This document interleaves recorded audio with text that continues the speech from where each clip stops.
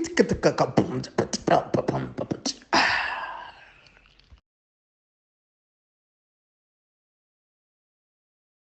is up, everybody? Welcome back to another episode of Africa is Next podcast. I am here with the awesome foursome, the four compadres. Yeah, we're going to be talking more tier list. I think we're going to be wrapping up the tier list today. We'll see, fingers crossed.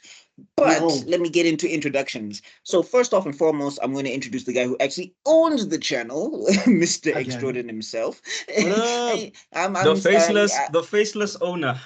He's just always like swag. It's like we're playing rugby. Esa. So yeah, Mr. Extraordin, this is Mr. Extraordin Universe or Mr. Extraordin Talks or whatever you're watching, or whichever channel you're watching. On those channels, you're going to find two podcasts. So Africa's Next, your favorite nerd podcast right now. That's the one you're watching right now. A lot of geek talk, a lot of, anime, all of that good stuff, superheroes, you name it, we talk about it here. And then we've also got African Frame. Oof, there's a lot of Africas here. African Frame podcast. All right. So African Frame podcast, that is where we talk movies. That's where we do breakdowns of movies, film commentary, also box office predictions, talking about movies that are coming out in the box office. Usually New Metro. It's coming soon. You'll see it. Check the playlists out. It's all on the channel. All of that good stuff. So if you're into film, if you're into geek culture, this is the place to be. Please hit that notification and do the subscribing and all of that good stuff before I run out of the English. Okay? Great. All right. And then we've got Mr. Khala from the House of Khala. That is right, the Golden Dragon himself. And he is from KC Media. So KC Media, you also get your geek stuff, but with a little bit of some six gun in yana. So Six gun is the spice, guys. Peli, not six gun, peli.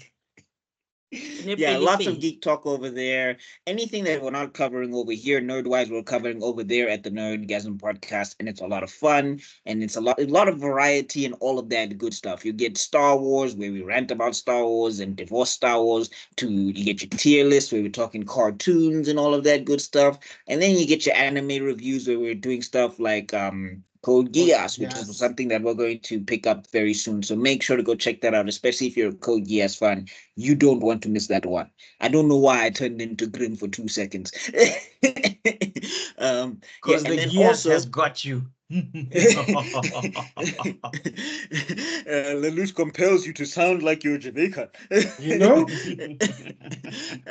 Yeah, and what's this? And then also over there on KC Media, there's also the Geek Spot where we interview a lot of creatives, from different industries, different venues. Sometimes it's just people who are quote unquote regular, who work a regular day job, and then they like to dress up like Batman. And we're like, what's your story, man? So stuff like that is going on at KC Media. Please go check it out. It's a lot of fun. And then we've got the Fire Lord himself, Mr. Zuko at Cortezi on all social medias. His Twitter is hilarious. Do not miss it. Go make sure you follow the Twitter. Hey, people are also jumping ship to Blue Sky, so you might want to also set up a Blue Sky account in Yana and all of that stuff. What's Blue Sky? It's good. It's like the new Twitter, I'm guessing. It's like the Twitter where apparently all the racists are not there yet. I thought that was supposedly Threads. Supposedly a safe. No, well, Threads is not catching on, so Blue Sky is like next. I don't know. Twitter is big. Did you hear that, Meta? Did you hear that? Threads is not happening. So no matter how hard you try to put links on my Facebook and whatever, it ain't working. You will not see me there. No.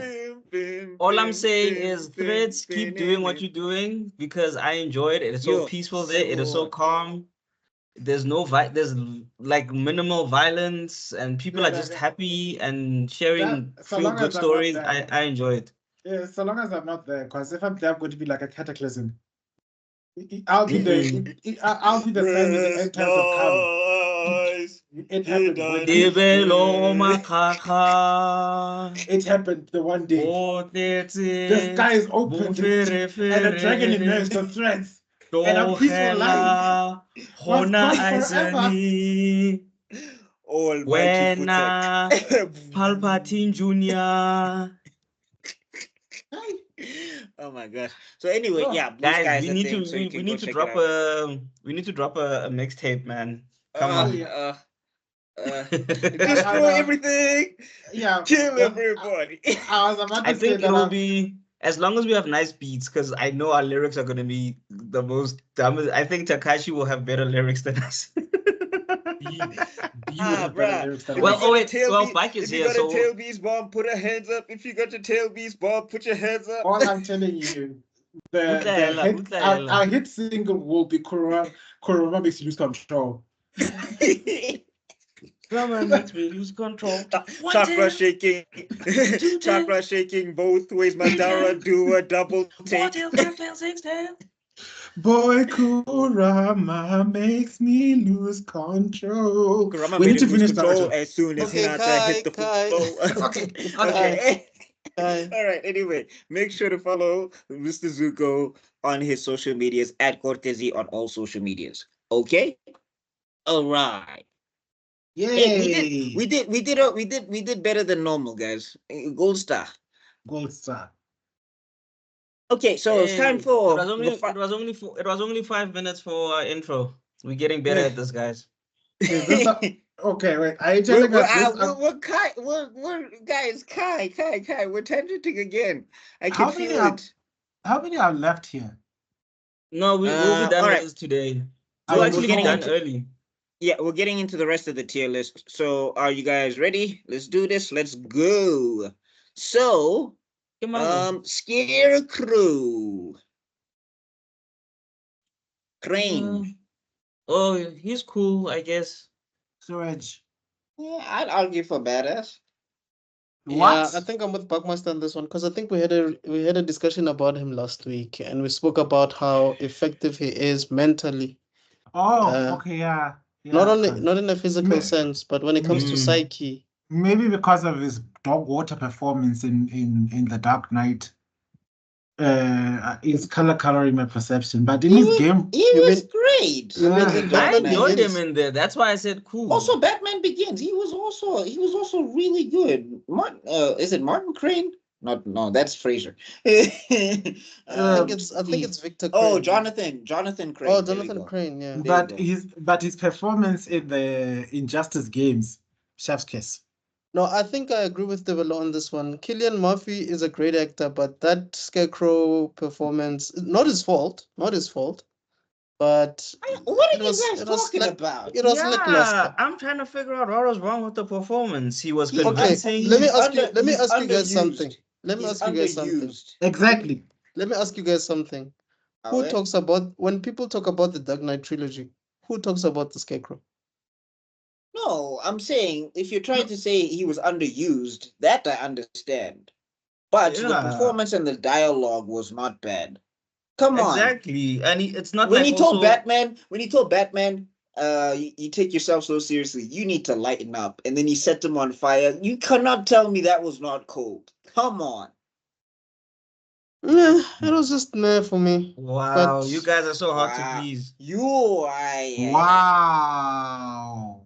Hating on the Nolan trilogy. Hey, you guys, I'm not hating on the Nolan trilogy. No, not hating on the Nolan trilogy. I'm just saying Cillian Murphy's a great actor. No, but between how you guys talk about, but I would say between the way you guys talk about Batman in the Nolan trilogy, now you're talking about how Scarecrow is. Guys, you might as well be hating. I mean, stand on it. Stand on business, guys. No. I've been reading a lot of Batman, and I thought Cillian Murphy. The only problem is that he's underutilized. Because I mean, also when he was talking to Rachel, and like he was like, maybe you should drink some, might clear your head. I was like, yo, Rachel, get out of there! Right? It's him. I was terrified. It's that performance. It's also in the third one with Bane. I mean, he's a cameo in the third one, so he's a cameo in the second one. 2, yes. But I'm saying exactly. So you say a performance is bad when it's a cameo. But I'm saying no. I mean, you can have a bad cameo performance, but I think he was he was just underutilized. Like he would have been a fantastic, like, if they couldn't, for me, ne, I feel like if they couldn't get the Joker back or whatever, or they couldn't put the Joker in again, or whatever the case is, like I get going with Bane because he's like the second biggest villain next to the Joker. But like Scarecrow, when he's utilized well, he's a phenomenal foil. No, we agree on that. We are all agreeing but on I'm that. saying if we go to Batman Begins, though, I think he wasn't utilized to his full potential, but he was terrifying in that thing. That's all we're saying. I didn't find him terrifying at all, but I hear you, man. Yeah. Okay. Hey, Civil War. I found him a calm menace. I think maybe the thing is he wasn't a loud menace. Not bombastic, but I still think like when you put it in context and the fact that what he was doing in that movie, like what he did to Falcone, yeah. Hey, Doug.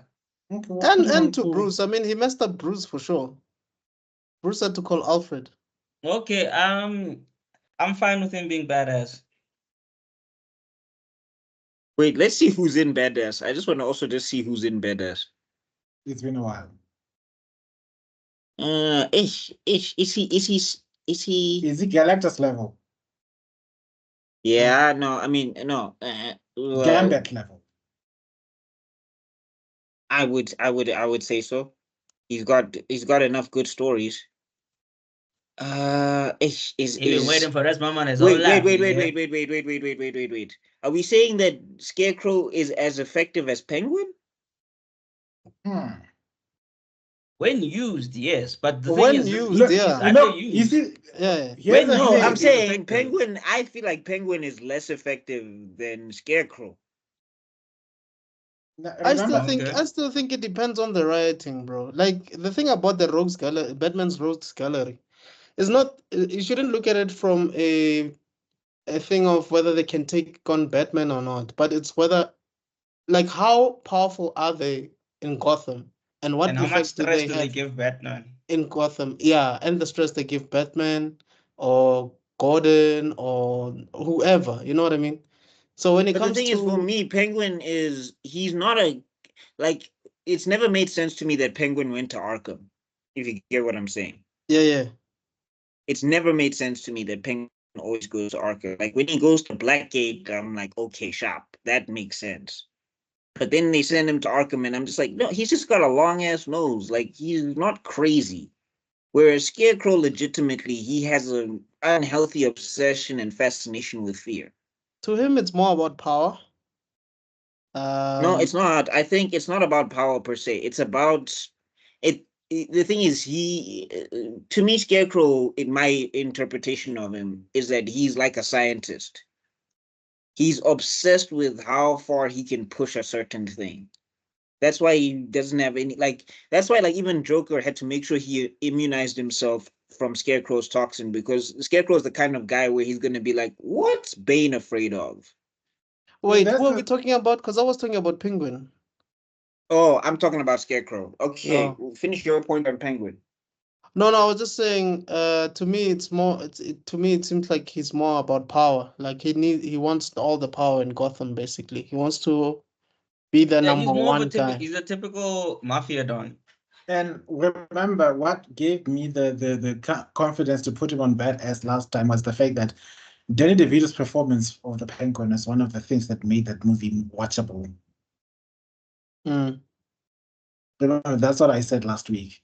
Yeah, you did. And this week, when it comes to the Scarecrow, I'm also comfortable with leaving him in Badass because, like I said, I may not have liked his performance on the movies, but his game portrayal, chef's kiss. I feel like he's been, because also in the animated series, I feel like he was doing a lot of things. Also in the Arkham games, I love his boss level and all of that stuff.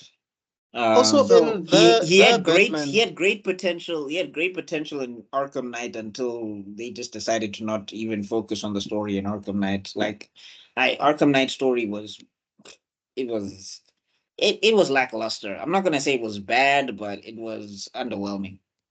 It lost its vuma. Yeah, it had a great opening, and then the middle act went sideways. So Yeah, I'm happy with Badass. Yeah. All right. I mean, I still feel like he's a better villain than the Penguin, but I can leave him on Badass for now. It's fine. All right. Who's next? Scarlet Witch, Wanda, Maximoff. We must be careful what we say here, because apparently Wanda stands are real. Wanda ya penga. She's approaching Beyonce levels of stand-up. You know what? We must just give them our physical addresses, like Tony Stark stupidly did in Iron Man 3. If they want hands, they must just come. Yeah, Guys, somebody got his up. Somebody got it.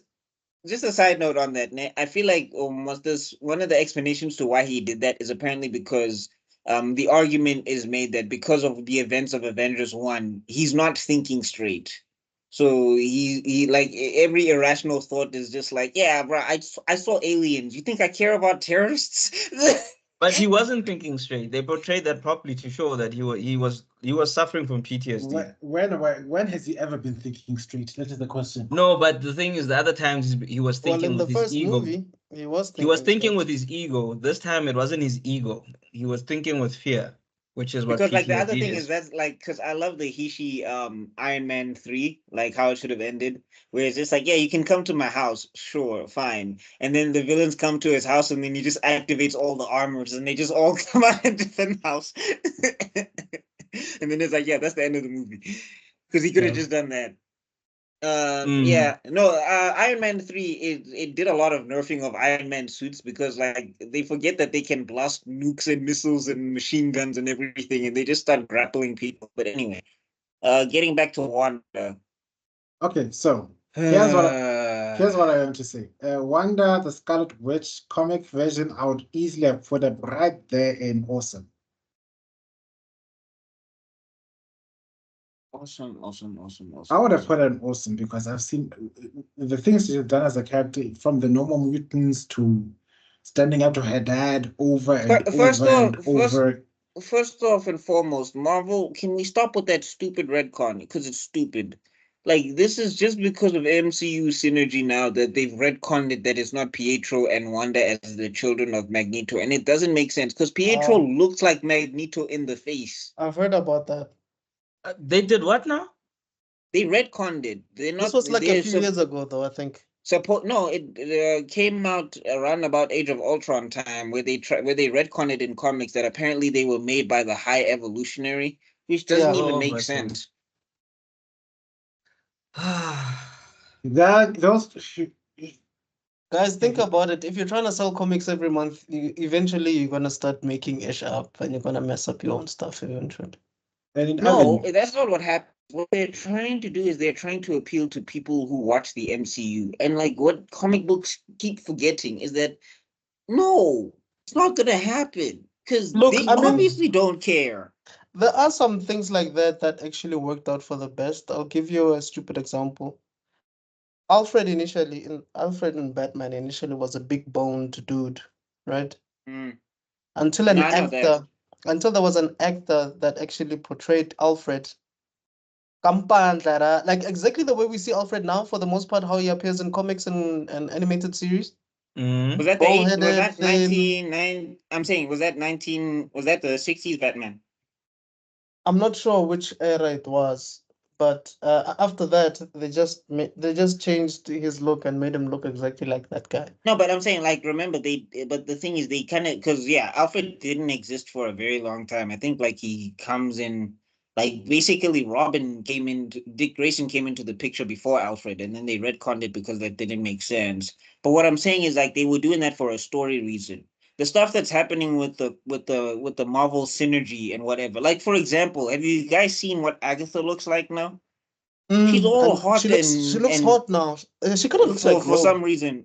Yeah, for some reason. And it's like, but why? What for? No, I agree with you. I was just saying that there are some rare cases where it works, but for the most part, it doesn't work. Like that, for me, that's a horrible decision to turn the twins into people that were not that were not Magneto's kids. It doesn't make sense at all.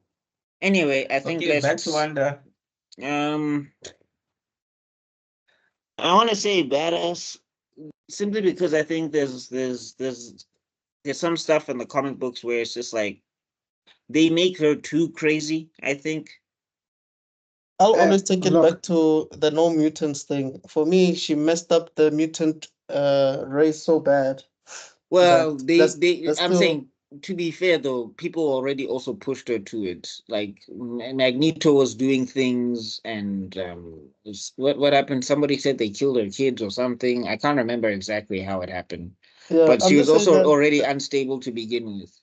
Yeah. But when I forget you're an X-Men fan, so those words affected the mutant community till this day. That's what I'm trying to say. Like, it's that bad, you know. So that's a powerful character right there.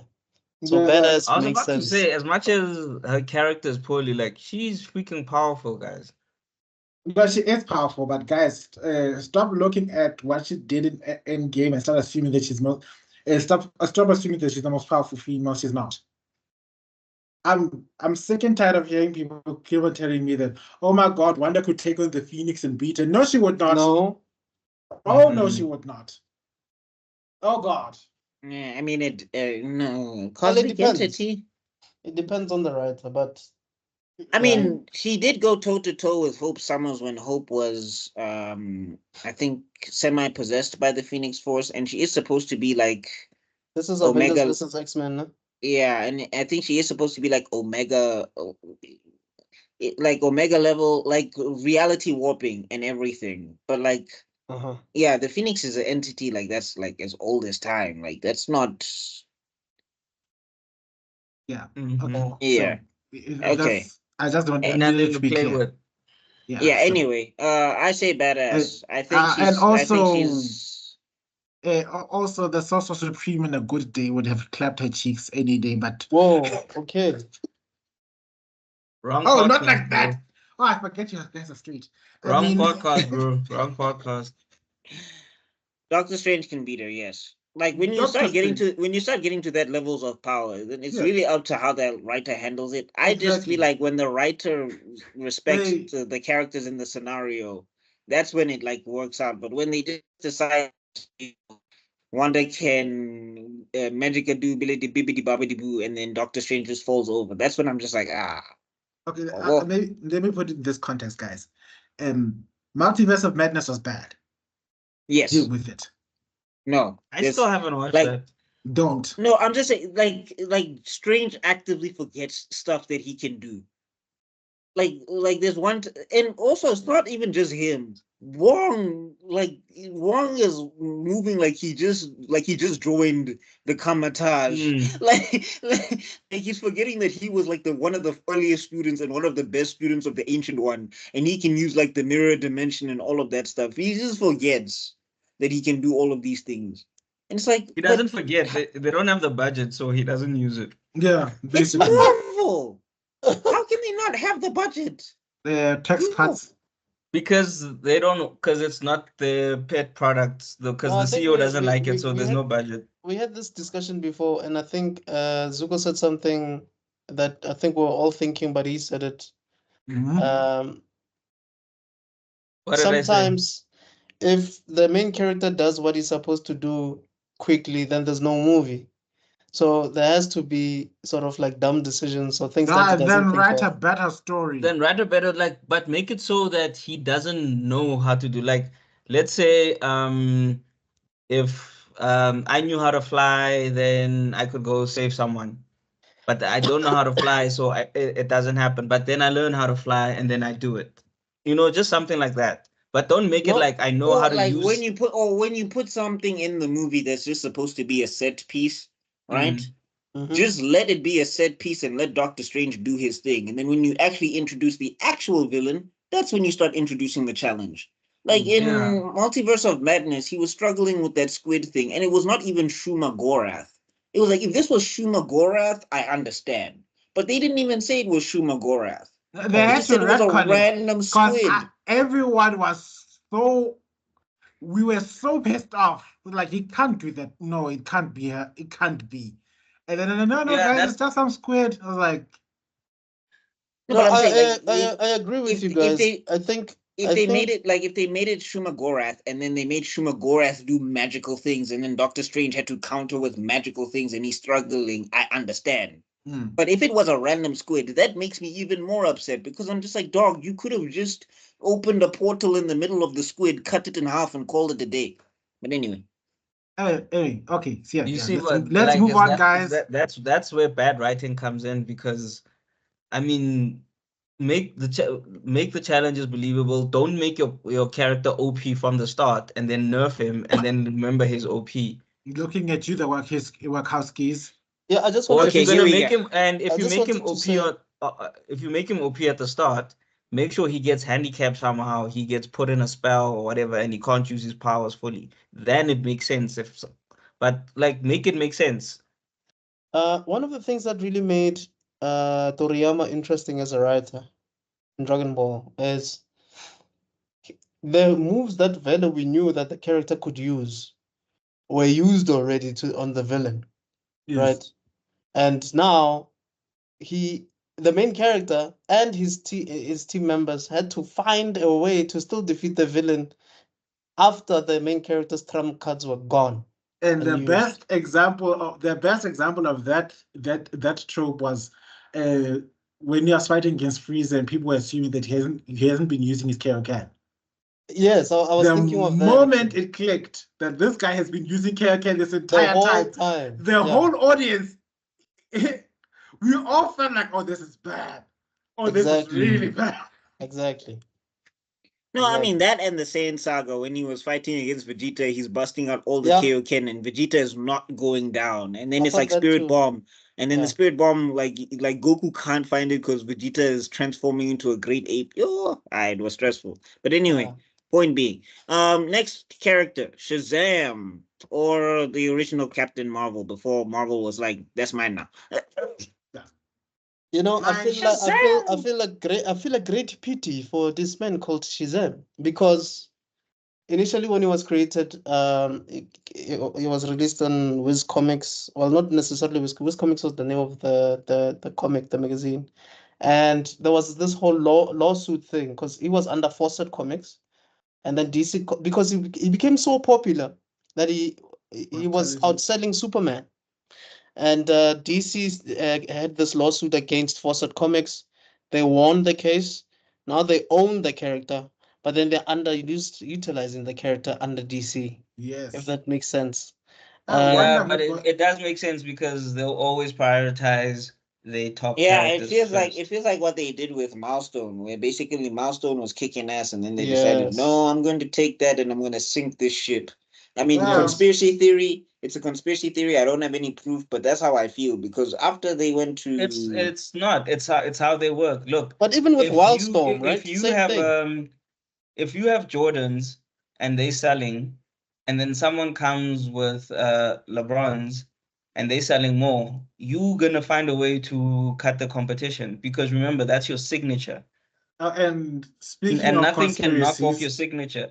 Now, if you were smart and you decided to add it onto your signatures, or if you decided like we'll own it and we'll make the money, but they weren't thinking the money, they were just thinking the prestige. Remember, it's also prestige that Superman and whoever their top character, they need to be the top sellers. They need to be in the top 5 and all that type of jazz. So that's also what the type of things that happen. So that's why some things are sabotaged. Some things are not pushed as hard, etc., etc. And to speaking of conspiracy theories, you're busy going on about these wonderful comics from back in the day. My conspiracy theory is that they look at Super Strikers now. You can't tell me it doesn't deliver it. It's that whole Instagram Mark Zuckerberg situation. You know what I mean? Like, take out the competition early. Yeah. And underutilize that competition. But anyway, getting back to Shazam as a character, the stuff I've read is fine. Billy Batson is like fine. I don't. The movie was okay. I mean, Zachary Levi, if he didn't lose his mind, maybe he might have still been Shazam, but who knows? Wait, what happened to Zach? I don't know. He's been, He's doing that thing. I'm saying he's doing that thing where he's like lashing out at a lot of people. I mean, pro-Trump politics, you vote who you vote for. Oh, politics. Okay, cool. Yeah, but I'm saying, I'm saying that's not always enough. Like, vote who you vote for, whatever the case is, whatever. But I think the thing is like when you start yelling at the audience, that's when people are just like, ah, man, screw you. Like, you're not going to tell me what to watch and who to watch and how to watch it. And just because your like career is like spiraling out of control, I'm not responsible for that. Like, if you just took it on, if you just, if you just like accepted what happened and you moved on or whatever, you might be in a better place. But like he was prissy about it, and it was just like, all right. Yeah, well, but getting back to the character himself, I'd say cool. I'm so indifferent on this characterization. I really can't go into much detail. He's not donkey. He's not sewage water. But because look, in the few times I've seen him, his animated portrayal is awesome because there's one movie where he ends up fighting alongside Superman against Black Adam. Yeah, which was for me brilliant. That 30-minute movie or whatever you call it. Which is overkill because they should have just waxed Black Adam between the two of them. No, it's because at that point, Soups is Forever Weekend, dog. Like Soups is for like Soups got hit with the magic, and then it looked like kryptonite, dog. I'm saying, it looked like he got hit by kryptonite. I'm saying, what should have happened? If you guys ever watch JJK, they're always like 2-on-1 mamata demons. And it's just like, you see how they beat up demons in there? Like there's one scene where the demon, he's just getting rocked from all sides. That's what should have happened with Black Adam, to be honest. Well, it's to be honest, it starts with Billy at that point didn't even know the full extent of his powers. I think at that point he wasn't even sure that he could fly. So it was just like an introduction, and Superman was like, "Oh, okay." Guys, and then still Superman should have waxed it. And then Black Adam was trying Superman still should have waxed Black Adam though. And then it ends up with the problem. I think that's the moral compass. The problem. They've made Superman so strong that they have to nerf him all the time just to keep the. Otherwise, Superman. I mean, look, there's an argument. I'm saying there's an argument because Black Adam is magic, but they've never like and they've also never explained why is he weak to magic. Yeah, I don't know. Did I miss it? No, they didn't. It's just basically Kryptonians for some reason can get infected by magic easier than a regular person until they decide it's not. I think that's like one of the things that's one of the things I've always hated about comic books in general. Like the reason why I gravitate towards street heroes is because I know for a fact there's a certain point you can get to before people say no. Like you can only get so stupid. Like when Batman fell out of the sky in his regular suit and he fell to the earth and he was like, I just fell from space. Every Batman fan was like, no. Or they were just like, okay, fine. Say he's superhuman. Like they were all like, okay, sharp. Even the people who loved it, they couldn't defend it. Like, this isn't like the Omega Beam situation where you can explain weird energies. But Kanye West was just behind him this entire time. How, Batman? How? Or like when Spider-Man, for example, he'll get the powers of Captain Universe or something and he'll be able to unmake and remake reality or whatever. It's just like the next issue, he must go back to being Peter Parker. You can't So when we get to Superman and them, they're regularly punching reality. They're regularly flying from portal to portal. And you're just like, and Lex Luthor is your supervillain? I'm sorry. What?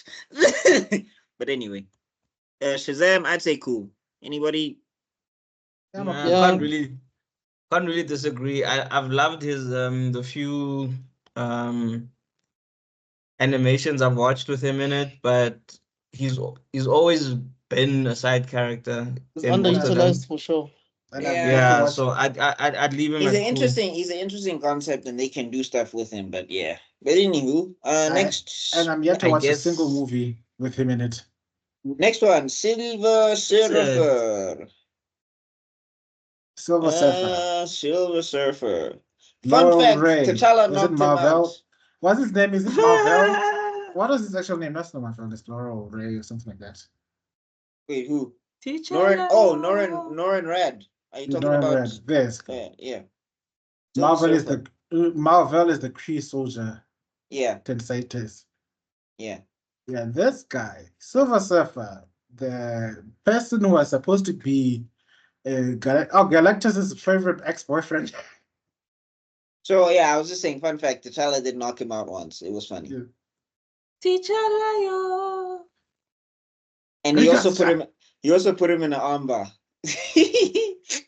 Recast T'Challa. All I'm just saying is that breakup must have been terrifying. The way Galactus is still wanting to have him back. Yeah, no, hey Silver man, Surfer, never forget your first love. Yeah, Silver Surfer, I've read some stuff. He's actually a pretty interesting character. He's beaten the Hulk, which was a big deal at the time because, Hulk was supposed to be strongest there is. And then, cosmic, like that's the thing with cosmic energy. It's like it scales up and down. That's the thing with power scaling with it always kills me when comic book fans be like, man, the power scaling in manga and anime is so random. And I'm just like, there'll be comic book fans. Have you read the comics? Like there'll be comic book fans who talk shit about you're a comic book fan? Who talk shit about Dragon Ball Z. They'll be like, those power scaling is inconsistent. I'm like, you have you watched any of this stuff? You're wearing a Superman shirt right now. No, Superman will struggle to lift a building and then you'll be able to lift infinity. Huh? Make it make sense. Somebody said it like Superman is as strong as the plot needs him to be. Yeah. And I'm just like, that's cheating. That is cheating. It's not fair. Who said it was fair? It sells money. That's cheating. You can't do that. If Dragon Ball did that, everybody would complain. I mean, they're doing it now, which is why people are complaining, but still. Anyway. Okay. Silver Surfer. He was kind of cool. I know him from the Fantastic Four movie, so not really. Yeah. I mean, I only know enough for him to be cool. His portrayal was not bad in the Fantastic Four movie. He has been like that, although he doesn't have storytelling abs. So that was a weird addition to his powers. Doom is always trying to get his cosmic energy. Yeah. Doom is always trying to get his cosmic energy. Pause. Yeah, I remember that was the one. There's the one panel where Doom went up to Galactus and tried to negotiate with him, and Galactus just zapped him away. Like, you're not even worth my attention. Yeah. He's had some interesting comics. There is some comics where people are looking at him for revenge because he was the Herald of Galactus. He's had times where he gets amnesia and he forgot that he was the Herald, and then there's other times where he knows that he's the Herald and he tried to herald Galactus to like other worlds that were like on the precipice of dying so that he could stave off extinction of like a lot of planets and all of that stuff. So he tried to be like that. And then he's gone directly against Galactus and all of that stuff. Originally, he becomes Silver Surfer because it was a deal to save his planet from getting eaten from Galactus. So, I don't know. I mean, he's skating badass for me because I have read some stuff. I don't know everything I need to know about Isn't Silver he like Surfer. one of the few characters that appear in Infinity Wars? In Infinity War. No, are you talking about the Infinity Gauntlet and Thanos and the Infinity Gem? Yeah. You can't remember now. I know he does feature. He doesn't end up being in the final arc, but he does feature in some scenes, especially featuring with. It was him. Yeah, Adam Warlock. Yeah. Oh yeah, I think Adam Warlock does call Surfer to help him against Thanos. Yeah. So it's one of those moments where I remember Silver Surfer being a character for God. No, I mean he's a hero, but it's just like the thing is it's complicated because with Galactus, like as we've said before, he's a cosmic entity. His relationship, and I feel like where do we have Galactus? Because I feel like Silver Surfer is better than Galactus as a character, or he's got more going on. No, Silver Surfer has got to be about Galactus. That much is true. I just wanted to say that Galactus, if you thought your relationship between Charles and Magneto is rough, you must just look at Galactus and Silver Surfer. and you just realize well, Silver Surfer don't want him. Like Silver Surfer, exactly. It's one of those one-sided loves. So it's like, let me move on. No, baby. You're the only one. So I'll put him on badass for now. I feel like he's because I can't move Galactus down to cool. I'm not comfortable with that, but I'm not comfortable with putting Silver Surfer on awesome. I don't know enough. Yeah, I can live with that. Spider-Man, Peter Parker. Right there at the top. You see that top there? Rabubi. At the tippity top. Right there. Like, we don't even need a discussion on this one, bro. He's swinging to the top. Spider-Man, radioactive Spider-Man, Spider-Blood. And that cartoon for me is the best, man. The animated series for me, that's the one. Yes. Also, it didn't like. I ended up in a very big argument with my cousin because I showed him the She-Ra intro, and we just realized just how terrible the animation was back then. Yeah. And to us, it was awesome. It was peak. Meanwhile, ne? Toy Animation was doing Dragon Ball Z at that time.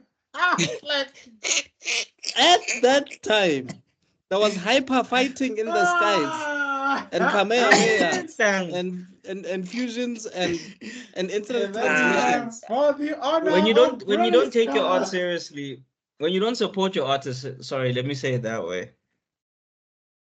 Yeah, no, Toei was sending out pizza every week when they were animating Dragon Ball Z.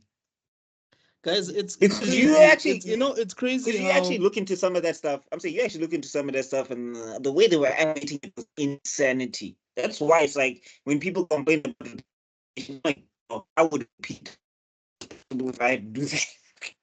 Okay, the line was breaking up a little. Yeah, no, you're breaking up. Yeah, okay. I thought it was just me. Okay, can you guys hear me? I'm saying what I was saying is that we looked into how like some of the process of how they animated Dragon Ball Z, and I was like, people complain about repeating animation. I would be repeating like crazy. Do you understand how much work that is? Some of the, it's funny that there's a cartoon. What's this? An animation studio in the 1940s. That did Superman, the first Superman animated series. It's called Fletcher Studios. So Fletcher Studios animation was so advanced that animated studios that came after, to even like to this day, some of those animation studios cannot match up with or keep up with the animation that was done by those guys in the 1940s. Because recipes are getting lost, man. They did a lot of rotoscoping, and yes, they did repeat. They did repeat animation. They did, as well, and also I think they were over budget at a point because it led them to bankruptcy and all of that. But but those cartoons still hold up today. Like they still hold up. Also, and also they inspired a lot of the designs that come through today. If you look at JLA Superman and you look at that Superman, you see a lot of similarities. The animated series as well. Yeah. So basically, the Timverse was inspired by Fletcher Studios. Yeah. Okay. But anyway, Starfire. Wow, we didn't even talk about Spider-Man. We just said top tier. What can you say? What can you say? No. I'm not saying we should say anything. I will say this though. Marvel, stop disrespecting Peter Parker, please. We've had enough. It's stupid. Stop it. Also, there's a weird mandate. I can't believe it. Of all the mandates in editorial to ever exist, there's a mandate now that 616 Peter Parker and Mary Jane can be boyfriend and girlfriend, but they cannot get married ever, apparently now. Why? That's a thing now. And it's just I guess the story is going to end if they do. I don't know. No. Like, the thing is, Parker's fan base right now is not swinging teenagers trying to figure out life and smash every girl that they meet. We're all like in our 30s and approaching our 40s, but it's not even that. Even younger kids who have seen Spider-Man, like who see all the Spider-Man material, they're just like, yeah, shouldn't he have like kids now? Like, why are we doing this? And it's just like, you guys are just. I need you to zoom up on me. Marvel Studios, in fact, Marvel, DC, and any other Gen Z content to comic creators working on those studios right now, kids, look at me. As far as controversial as you think as it is, everybody still craves a happy ending. No matter how hard you try, no matter how hard you try to deny it and say no, we need people with thought-provoking suspense ending. Nobody cares about the M. Night Shyamalan any stories from now on. We want closure. People still crave it. In a world of confusion and chaos, the closure you find in giving a story a happy ending is something that makes people come back to the story over and over again. That's why Endgame was great. That's why girls like Disney princesses. That's why. Should I carry on? There's a reason. Like subversion, I'm saying also subversion doesn't fit every genre. You go to Game of Thrones, you expect subversion all day long. Yeah, the mountain beat the hero and whatever the case is. Until season 7 and 8. Yeah, but anyway, my point. Oh wait, what's season 7 and 8? We don't talk about that. What am I talking about? I'm not do that here. Anyway, I'm saying my point being is that like in Game of Thrones, for me, one of the things that took me out is the people I liked were always getting destroyed. But that's the point, right? That's what Martin decided to do. Okay, so you go in there, that's what you expect. I come to superheroes in the first episode. I'm like, God, I don't need to see that. No, I mean there's a lot of it. But anyway, I'm saying for me, the guys I liked were not making it all the time. And then they break their own rules and Jon Snow is back for some reason. But okay. Anyway. What I'm saying is when you come to superheroes, I get it. Like they're supposed to go through things and things are supposed to be tough, but there's supposed to be an other side. Yeah. Like that's the point. Like you struggle, like the superheroes are supposed to go through something and get to the other side. Mm-hmm. When you keep putting things in front of them and creating conflict for no reason whatsoever, nobody's interested in reading it. Like right now, there's Ultimate Spider-Man. He's married with like 2 kids, and he's married to Mary Jane, and it's outselling the main book. It's making more money. So it's just like, you know what the audience wants. Like, oh my God, it's like T'Challa and Storm. They know we want them. But for some reason, something always has to jiggy, come out to the side. And it's just like, do you want money? What are you trying to do? Like, I don't know. This is not longevity.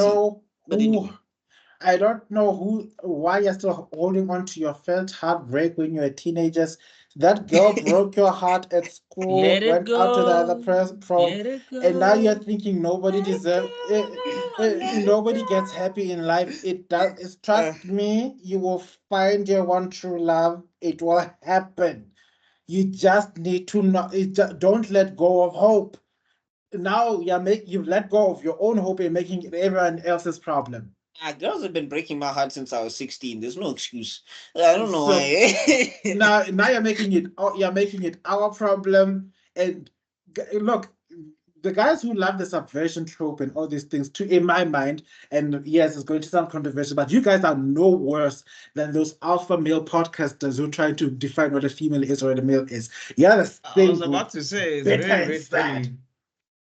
Yeah, no. Because they're always looking at worst case scenarios. Yeah. But what if she leaves you? But what if she stays? But what if she cheats on you? I'm saying, what if she doesn't? And even if said things happen, why are you letting that determine who you are? Like, bro, come on. Own up to the fact that you're a coward. Yeah. Anyway. Exactly. Okay, sorry. Starfire. Let me let go of my burning hatred. I love Starfire.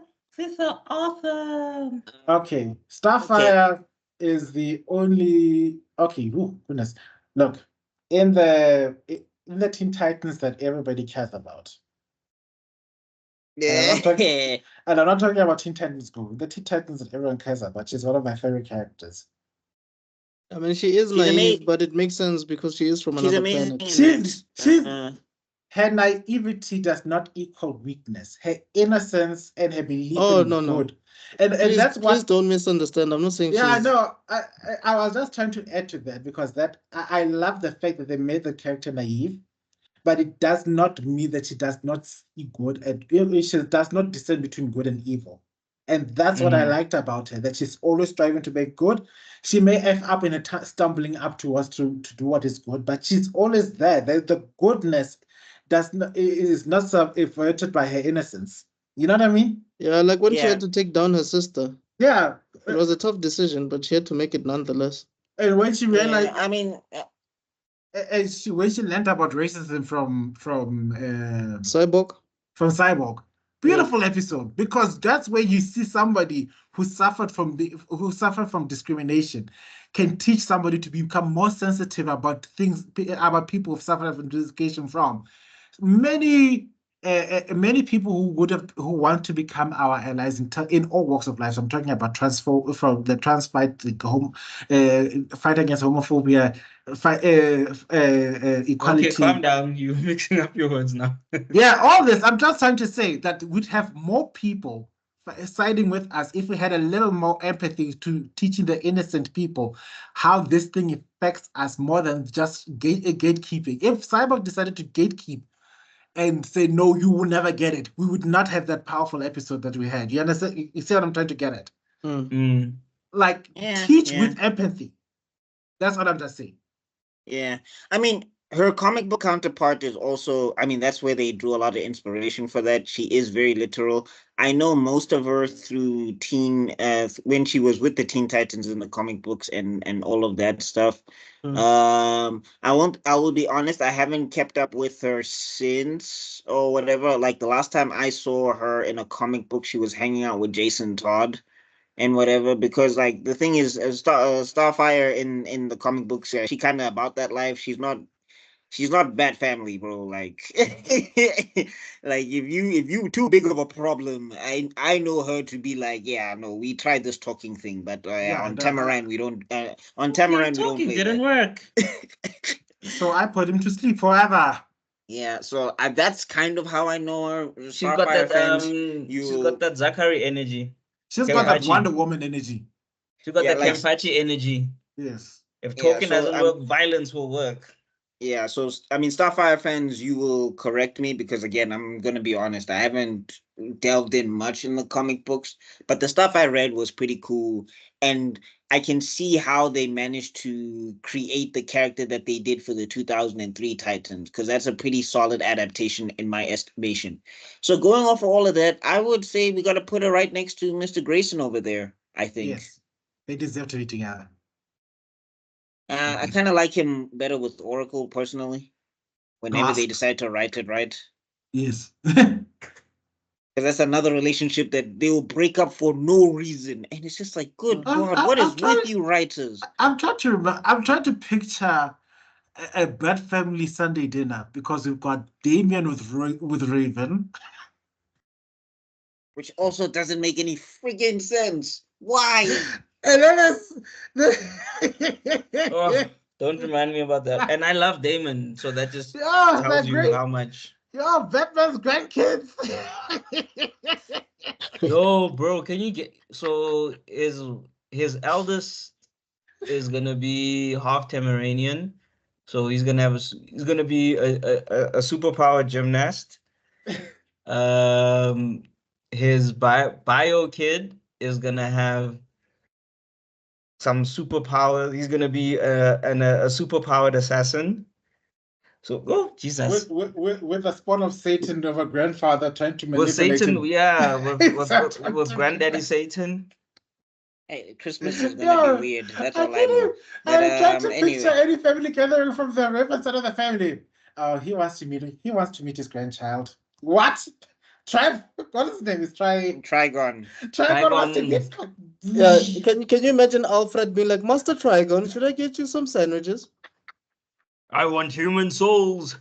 I'm afraid we do not have that on the menu, sir. Let me see my grandbaby. Let me possess him. Okay, stop. Let's move okay. On. Star-Lord. I mean, okay, comic book version of him, badass. MCU version of him, cool. But I will never forgive him for it. Look, I know that he's needed to move the plot forward, but I'll never forgive him. No, that was such a stupid scene. Also, it was just like Star-Lord in the comic books would never have done that. Yeah, so Never have done what? No, where he basically helped Thanos escape when they were trying to pull the gauntlet off of him because of what happened with Gamora. And it's just like, why didn't you just shoot him? Spider-Man, you've got one arm free. You could have just No, but I'm saying Star-Lord himself. Why didn't he just try to put holes in Thanos? You know? We don't have answers for you, my brother. Would have been more fun. Like I said, because when he found out that his dad put a cancer brain inside of his mom or whatever, what's the first thing that he did? He deleted him.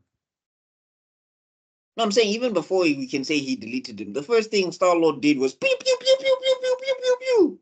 Yeah, now, like Kendrick would say, "Tu tu tu tu." now we've got this. I'm sorry. Look. Like I said, the story would have been shorter, but I wanna argue for at least Badass because I feel like in the comic books he's not Captain America, but he's got Captain America isms. Yeah, true. Okay. So Captain America, no, not Boy Scout, but he's effective in organizing people. Yeah. When there's a time and place to organize people, he's very effective in doing that, but he doesn't have the empathy that Captain America has. Captain America he's definitely not that in the MCU. To be honest with you guys, I never actually understood why he's the leader in the movies. I thought for me it's more Rocket Raccoon than him. Yeah. But no, I mean Rocket Raccoon does audience from time, and also in the comic books sometimes he is the group therapist where he is bringing everybody together and everything, but in the comic books it's way more balanced between him and Peter Quill. Also they're really good friends, so whenever Peter Quill does need to reassemble the team, Rocket is usually the first one to sign up. Oh, so it's Cap and Tony all over again. I want to not Cap and Tony. I would rather say Cap and Sam when Sam are working together and all of that stuff. They're not on opposing sides because Tony and Steve butt heads a lot, even though they are friends. But these guys complement each other, and when one needs to pick up the slack, the other one is there, and all of that's from what I read. That's what I'm seeing. I get you. I just wanted to add there's one of the most flattering portrayals of the Guardians of the Galaxy was the cameo appearance in once again that's Mightiest Heroes. No, it doesn't count. No, that one I knew what he was gonna say anyway, so it doesn't count. It doesn't count. But it's one of the most flattering signs. There we see Star-Lord as a competent leader somehow. Yeah, we also see Adam Warlock fighting against T'Challa, and guess who won that fight? Okay, so T'Challa wins every fight? What's going on? No, T'Challa realized that Adam Warlock was reading his mind. And then we're like, you are in my mind. And then I don't know, papa! Oh! Yeah. And then he went all Chinese movie. Empty your mind. Be free and flow like water. Be formless. Be formless like water. No, the thing is, T'Challa's got L's. I'm not even gonna pretend. He's got plenty. He's got quite a few. He took a L against Kraven. He took a L against Killmonger, obviously. What's another one that he? I mean, no, guys. Yeah. I'm gonna go ahead and say that I'm suddenly very much in Team Killmonger because of something that happened recently. Oh God! What happened recently? let's not go into that. Anyway, Star-Lord, I want to say badass. We'll save it for the other channel. Okay. Okay. That makes sense. I'll take your word for it, Buck. I don't know. I'll take if you ever get a chance, read some of those comic books, especially volume 4. I think it's volume 3 or volume 4 of Guardians of the Galaxy in 2008. There's so much good stuff in there. No, I agree. Okay. Storm, Aurora. Okay. You know what it is. No, that's S tier. Let's not even. Once again, I think we spoke about this last week. Actually, let's not waste time. Don't waste time. We don't have all. I always feel like she's nerfed. I think she's actually nerfed. If I'm being honest. You know. She's absolutely nerfed. She's a little goddess. If Storm was in a shonen manga, and she was like a villain in an arc, she would be very tough to defeat. Yeah, no, I mean she's actually got a new ongoing right now. They're on issue 2, and they're introducing some stuff because now she has magic and everything, along with her mutant abilities and all of that stuff. So like it basically contributes to the way that she manipulates like electricity and everything alongside with magic and all of that good stuff. Competent hand-to-hand combatant or whatever. So even if you take away her powers, she can still roundhouse kick you with the best of them. And she's not a dummy. Costume. You know what I mean? It's not like she gave Thor a reason to pause more than one time. No. And that's Thor we're talking about. Yeah, no, it's one of my favorite characters. I read X-Men for her. So whenever I'm seeing that she's not getting a lot of play, I'm like, I don't really care about this arc. Wolverine, I get enough. Like Wolverine, I don't enjoy him in the X-Men. I really don't like him in the X-Men. I really prefer him on his own. Because he's way better to me on his own there than when he's in the X-Men. Because in the X-Men, he's the worst version of himself ever.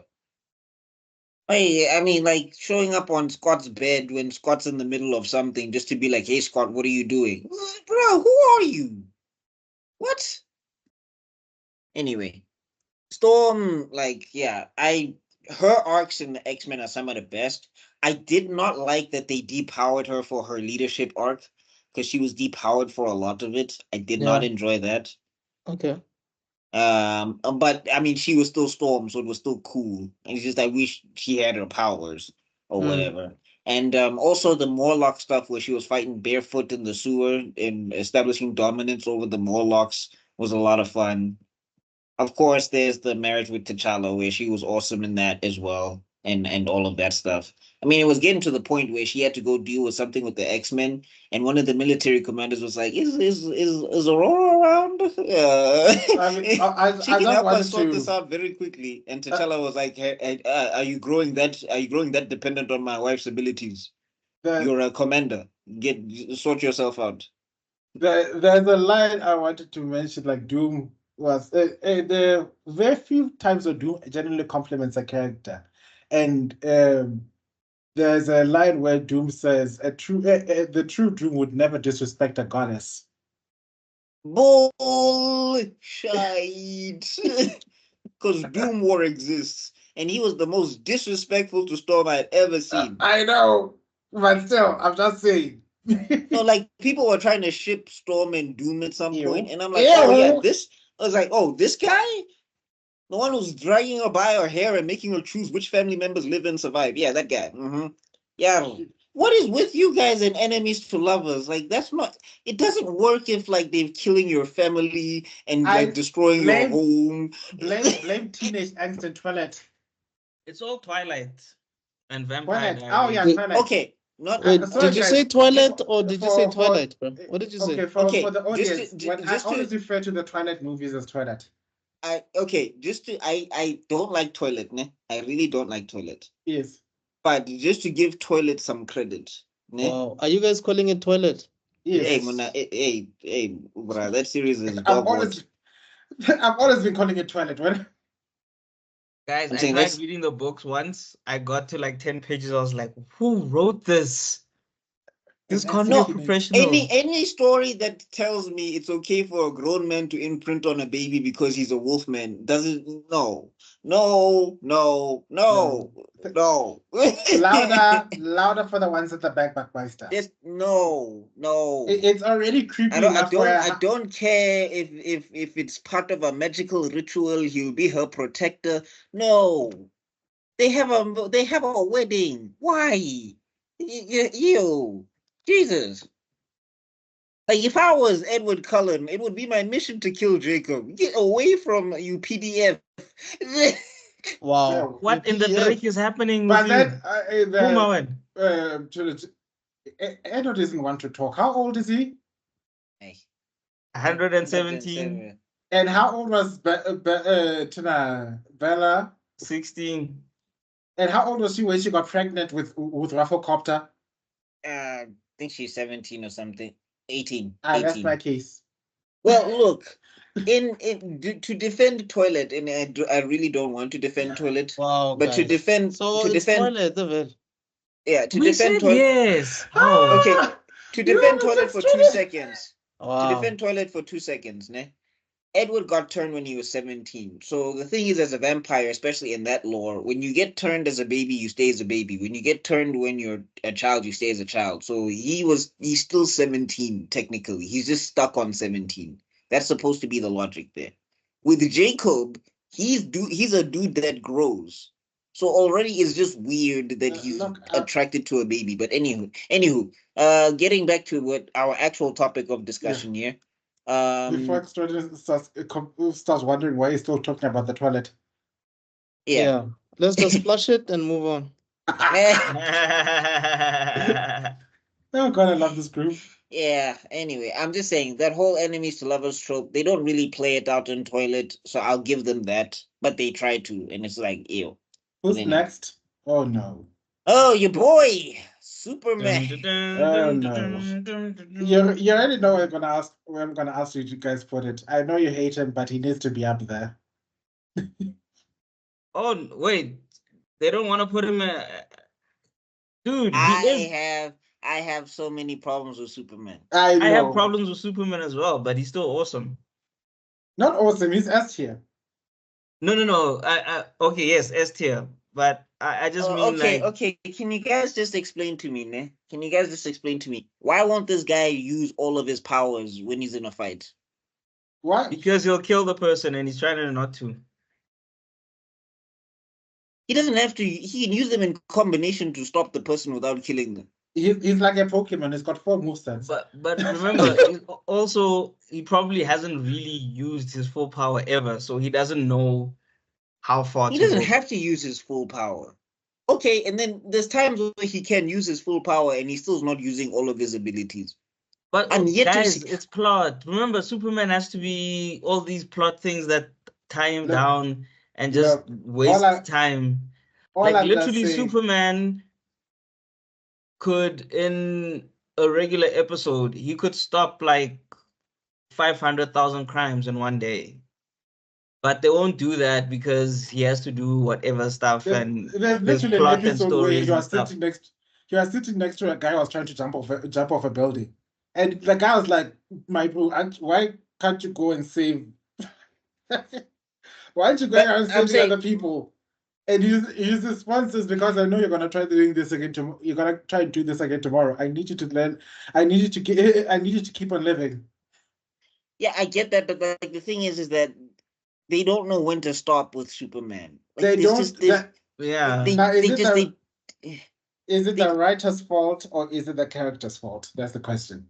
No, it's the writer's fault. I'm fault. saying we can say it's the writer's fault, man. But I'm saying from jump, DC has just never put a cap on Superman ever. True. They've never decided that this is where. Let's not say from jump, because when I'm gonna say Joel from Schumacher jump. When Joel Schumacher and who's the other guy? Not Joel Schumacher. Sorry. When the guys created, I forgot their names all of a sudden. Not. Why did I want to say Schuster? Is it Siegel? Yeah, you're right. It's Schuster and Siegel. Joel Schuster and Siegel, right? Somewhere there. Yeah. Jerry Siegel. When they created, Superman couldn't even fly, dog. Right?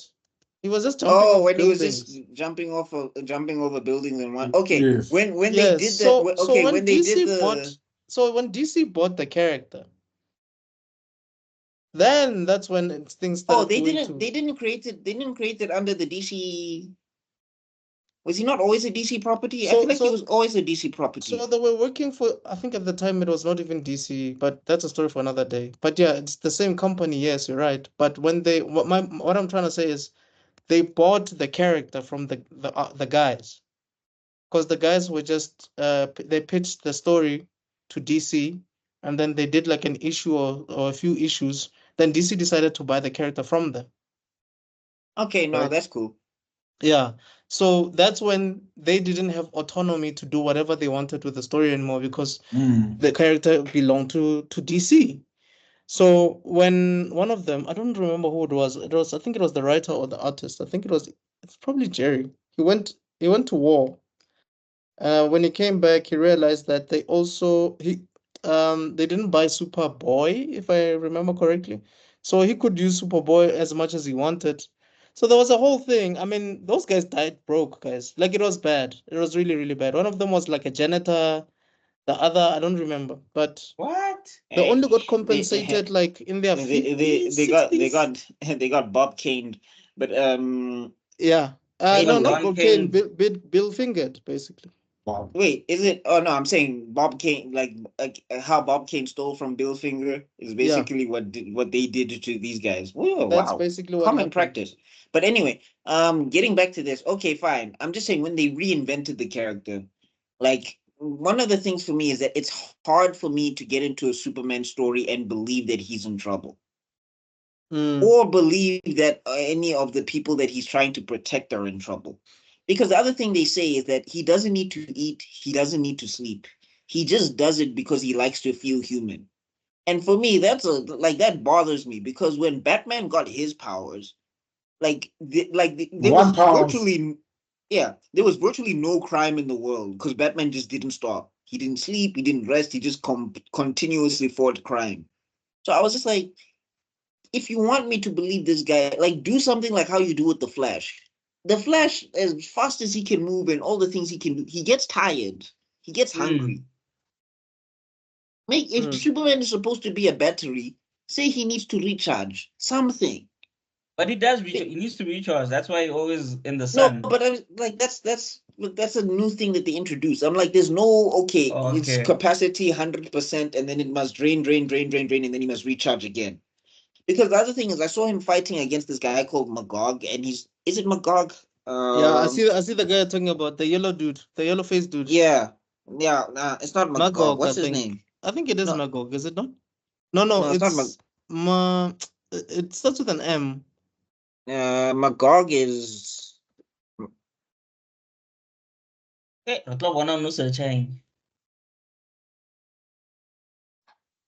Is it Magog? No, it's not Magog. No, it's not Magog. It's Kick Thunder. Just write Superman Rogues. But I see the guy you're talking about. Yeah. Like he's a formidable opponent for sure. For Superman. Jeez, what was his name? Starts with an M, Mongol or something. Mongol. Yeah, Mongol. Yes, Mongol. There we go. This guy. Yeah. Anyway, there's a time when he's fighting Mongol, and I'm reading the comic, and basically Mongol is hitting Superman as hard as he can, and Superman's saying that I'm employing the rope-a-dope ability, and the reason why you're getting tired is because you keep throwing these punches, but as long as I stay close to the sun, I will never get tired and I will never feel your punches or whatever. You are kidding. Yeah, I'm serious. I own this comic book. Or I owned it a while ago. And basically Mongol is just hoeing with his heart out, and Superman is just like, I'm gonna just take it or whatever until you get tired. He also lost to Muhammad Ali, I guess. Yeah, but that's when he was depowered. He was depowered by the sun. But I'm saying my point is that like that's not a rope-a-dope, because when Ali had to rope-a-dope, he had to really take those punches. Yeah, he was taking the punches. Yeah. When are you rope-a-doping but you're close to the sun? So exactly. It doesn't mean anything. Like his character is fine. I don't have a problem with Boy Scouts because Parker is technically a Boy Scout. Captain America, big Boy Scout. I don't have a problem with that. But my issue has always been with Superman and his powers. He can finish any story that he wants when they remember how powerful he is, and they just don't ever try to fix that. Like now he punched through reality again, and like Lex Luthor put him in a portal, and Guys, instead of going through the portal, where he sends everybody into prison. Another movie comic. Oh, it's I think it's, I see which one you're talking. Is it Red Sun? Superman No.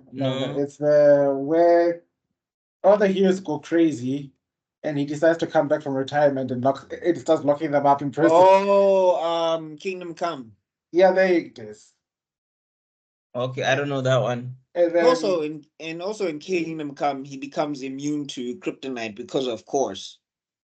and Lex Luthor is like trying to find a way to kill him and tells that he might fight Shazam. Yeah, didn't he Yeah. brainwash Shazam or something? Yep. Yeah, he brainwashed them, and then Batman yeah. Batman uses his actual superpower, capitalism. What did you say? Nepotism? Yeah, Capitalism. capitalism. Also, he does some cool stuff in that, and the suit is weird. I mean, it looks beautiful because it's drawn by Alex Ross, but like, yeah, the suit still looks weird to me. But anyway, my point being, there's the one picture where he's in a field of ash after the world government nuked that city of his. Beautiful picture. I just wanted to say. And it's just like, but if you're Superman and you can sense a nuke, I don't know why you can't just, he was busy intercept the fighting. nuke and like. He was busy fighting everyone, and then it took Shazam to try and take the nuke on his face. Yeah. Well, but I'm just saying that the thing is like with Superman, like the thing is the way the power scaling is so inconsistent. Sometimes he's as fast or he's faster than the Flash, and he can move everything in slow motion. And then other times he can, Anyway, I'm saying just it's a big thing for me where it's like I can't believe you're in danger. Like the story is trying to tell me that Lois is in danger or that Jimmy is in danger. And then it would say, oh yeah, Superman can hear in space. And I'm like, where there's no air, he can still hear people? Oh, please, there's what about that episode where that girl believed in him? In the other side of the universe. I think this is why Smallville was such a hit, because he was still learning some of his powers. So I mean, there's Superman and Lois where they have nerfed him a bit with his abilities and everything. And I kind of like that because I'm like, when you're Superman, but like your will has to be super. It's not like it's just your abilities that are super. But a lot of the time when I'm reading a Superman story, it's just I find it hard to believe you're in danger, dude. I can't. But isn't it the same thing don't you think they're going the same direction with Super right now? Oh, Dragon Ball Super. Because where's the urgency? I mean, there's no urgency, but I'll give Dragon Ball Super this, and I hate to give it this. There's always going to be somebody stronger than Goku. That's true, but then with Superman, I feel like because for example, they did something where he was supposed to go up against Dr. Manhattan. Yeah, and I'm like, Dr. Manhattan should be able to atomize him. But then people are just like, his Kryptonian physiology would not allow for that to happen, along with the super sun radiation. That's one of the biggest issues with Superman's writing as a whole. Everybody has to, but he's the ultimate storyline of the kid that has to say, my dad is cooler than your dad, because in the last second, we are going to create something out of bias to make sure that Superman wins. We know that. But the characterization and the fact that the Superman what's his name? The Superman branding revolutionized comic creation worldwide. We can't deny its impact. No, I'm not denying its impact. I'm just saying when people people will swing on the brainless supporters will try and find excuses for why he's portrayed in a certain manner, which doesn't make sense. The writing, it's just bad writing, guys. The writing. Also, like I'm saying, like Death Battle, when they came out with their stuff, right, and they were saying Goku versus Superman and all of that stuff, and they were saying Superman can do all of these things. It's like I'm just looking at the stories and I'm just like, so why you struggle here? It's Black can be as smart as he can be, but I was looking at what Death Battle was saying about this, about how he can move a billion times faster than the speed of light, that he can break barriers and hear things. And I'm just like, whenever you're fighting Lex Luthor, like if I'm Superman and I'm at home, I would just be like, what's Lex Luthor doing right now? X-ray vision, super hearing. There's a panel okay, he's planning to do something. There's a panel showing him with the Green Lanterns moving Earth out of the way of something. Look, Superman will always fall into the avenue of immersion breaking ridiculousness, especially if you read the comics. I'm sorry to admit, but that much is true. He's got great comics. I'm not going to say that he doesn't have great storylines. It's just that for me, one, they're far and few in between. And two, it's just like, I can't, like, unless it's like Darkseid, I can't really lock into the fact that you're in danger. It's Darkseid, it's General Zod, sometimes. And then there was Doomsday, that one time. And they keep trying to repeat it, then it doesn't matter. Time. I'll never forget this part. Everyone's like, oh my God, Doomsday. Like, Doomsday has only killed this person that one time. And he still lost. Like, it was double KO. It was like double KO. It's not like Superman just went down. But that's the other thing I also don't like about Superman. It's like people always talk about destruction in the city. I was like, why are you boxing Doomsday in the middle of Metropolis? Bro, and you throwing him down. The only time where Superman showed that he had a brain was when he fought Darkseid in the comics. You remember that whole scene, Superman with Supergirl, and that whole storyline in the movie I love talking about, right? Yeah. Mm-hmm. In the comic, Batman Omega beams. Darkseid Omega beams Superman. Kara Zor-El booms into the way. She gets vaporized. Oh no!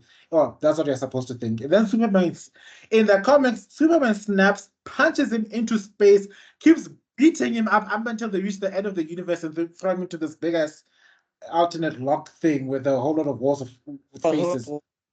Yeah, that one. The source wall. That makes sense because those are two godlike beings. Yeah, but imagine anyway, look, I'll put him in S tier because, like you said, you can't not. Yeah. But it's just Superman fans just start to invest in, and I think that's part of the reason why he's just boring. Yeah, he's boring. No, boring is not the word.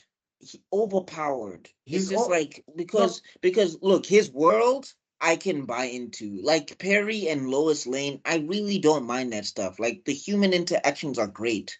But it's just like it's hard for me to lock into his humanity when I'm just like, if you don't need to eat or sleep, why are you not saving people right now? It's like, no, I need to take a break. No, you don't. Like Batman gets bullet holes and gets put down and his spine broken. He has to take a rest. Like Batman, he gets broken to the point where Alfred is like, sit down before I beat your ass myself. But Superman, he never, like, unless kryptonite is involved or whatever. And then people also say sometimes it's forced, but then it's inconsistent. I'm just saying, for me, it's just hard to lock into when he has to deal with a problem. His world and his stuff around him and the Park Kent stuff, that stuff I don't mind. It's just his powers always bothered me.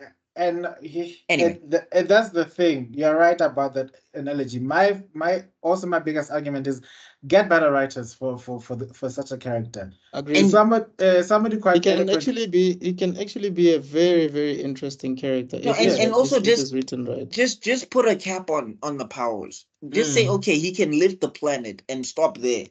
And then you can bring somebody who's stronger, who can lift the planet better than he can, and then you can introduce some sort of conflict. But just hard cap on how strong he can be. Characters like Brainiac, even if he's OP, characters like Brainiac are great villains for someone like him. Because it's like, it's intellect versus raw strength. You can't punch yourself out of. It's a problem you can't solve. It's also another morality-based problem. Save one people, kill a million. Which one do you care about? Those are the types of writing that comes into play. But then I'm saying when Superman can move as fast as the Flash and also think at attoseconds and sometimes, then I'm just like, but can't he think faster than Brainiac and just disassemble everything? Brainiac was made to think faster than. But he can't process information faster than the Flash because the Flash is thinking at attoseconds. That's why I wanted to get to the problem with the writing. In fact, even with characters like the Flash, because the Flash should have solved all the world's problem at that point. Yeah, whether they get tired, whether they get tired or not. The thing with DC, the DC universe, my biggest problem is that they're all gods pretending to be human, and I'm talking about every single one of those. No, not Batman. No, not all of them. Even Batman. Let me tell you something. Arrow is not a god. Let me put it in this context. The amount of godlike things these characters have gotten away with, just because, quote unquote, they're Batman.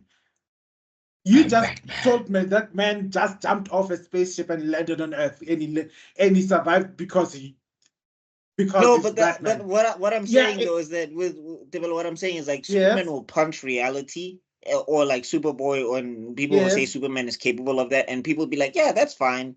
And then I just feel like, but how does that work? And they're like, yeah, it just works because he's Superman. And then when Batman falls, and then I'm saying when Batman falls from space, everybody is like, oh, what? No, but my problem is exactly that. You're expecting everybody to be God tier in the DC universe. No, that's fair. That's fair. The thing that makes people get away in Marvel is that these are humans trying to aspire to be better than what their circumstances are at the most. At the end of the day, Spider-Man still has a mortgage to pay, rent due, he needs to take photos, people need to get saved at the end of the day. At the same time, no matter how crazy and quirky the Fantastic Four are, they're still a family trying to sort out all the family issues with an annoying uncle who lives in Latveria trying to ruin the birthday parties every single year. It's that thing that makes Marvel get to become a little more relatable than DC. But that's the biggest issue I have with DC as a whole. That's why I've always been Team Marvel over Team DC. And yes, you can come after me.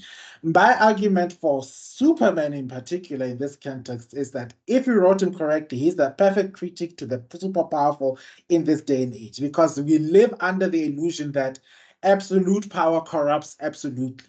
And now we have a being that has the absolute power. And what does he do with it? He saves lives. What the hell is he doing? By that notion, Superman was supposed to be a fascist to conquer the Earth long time ago. Why is he still saving lives?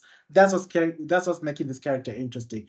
That's the critique that this character represents to us and everybody who's reading it, and that's what they should be focusing on when they write this character, not the fact that he can suddenly create a Susanoo. What the hell? Guys, FYI, I'm at Arkham, so okay. Yeah. Yeah. Well, I mean, look, we were gonna have to talk about Superman, but welcome back to regular schedule program. One day we'll have a Superman discussion. Yeah, we'll need to have a we'll just dedicate a whole episode to it, but I guess we'll just do proper research or whatever before we get deep into it. Okay. Yeah. All right. Thanatos, the great god of eternal slumber, the brother of Morpheus. Oh, sorry, I'm talking about the Greek god. And this guy is just a lovesick idiot. Dude, when I found out this dude was just doing it because a baddie didn't want him, I was like, bro, come on. I mean, there is stuff to him. I mean, there is the whole. Of course, they did the retcon in the MCU because, of course. I mean, in the comics for the MCU because, of course. But I mean, before that, there was like stuff like how he's part of the Eternals. His mom wanted to kill him because he was ugly.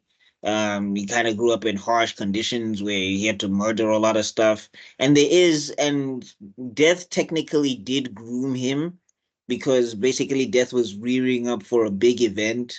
There's a backstory that they did, like a little short comic thing where it basically shows Thanos growing up, and basically Death visited him as a child and pushed him in the direction that he needed to push him in, because apparently she needed soldiers or whatever. They tried to legitimize basically why he fell in love with the entity known as Death or whatever. They try to say that it's because basically it was the only thing around that believed in him at the time, because he got discriminated against in Eternal Society for looking purple and having a butt chin.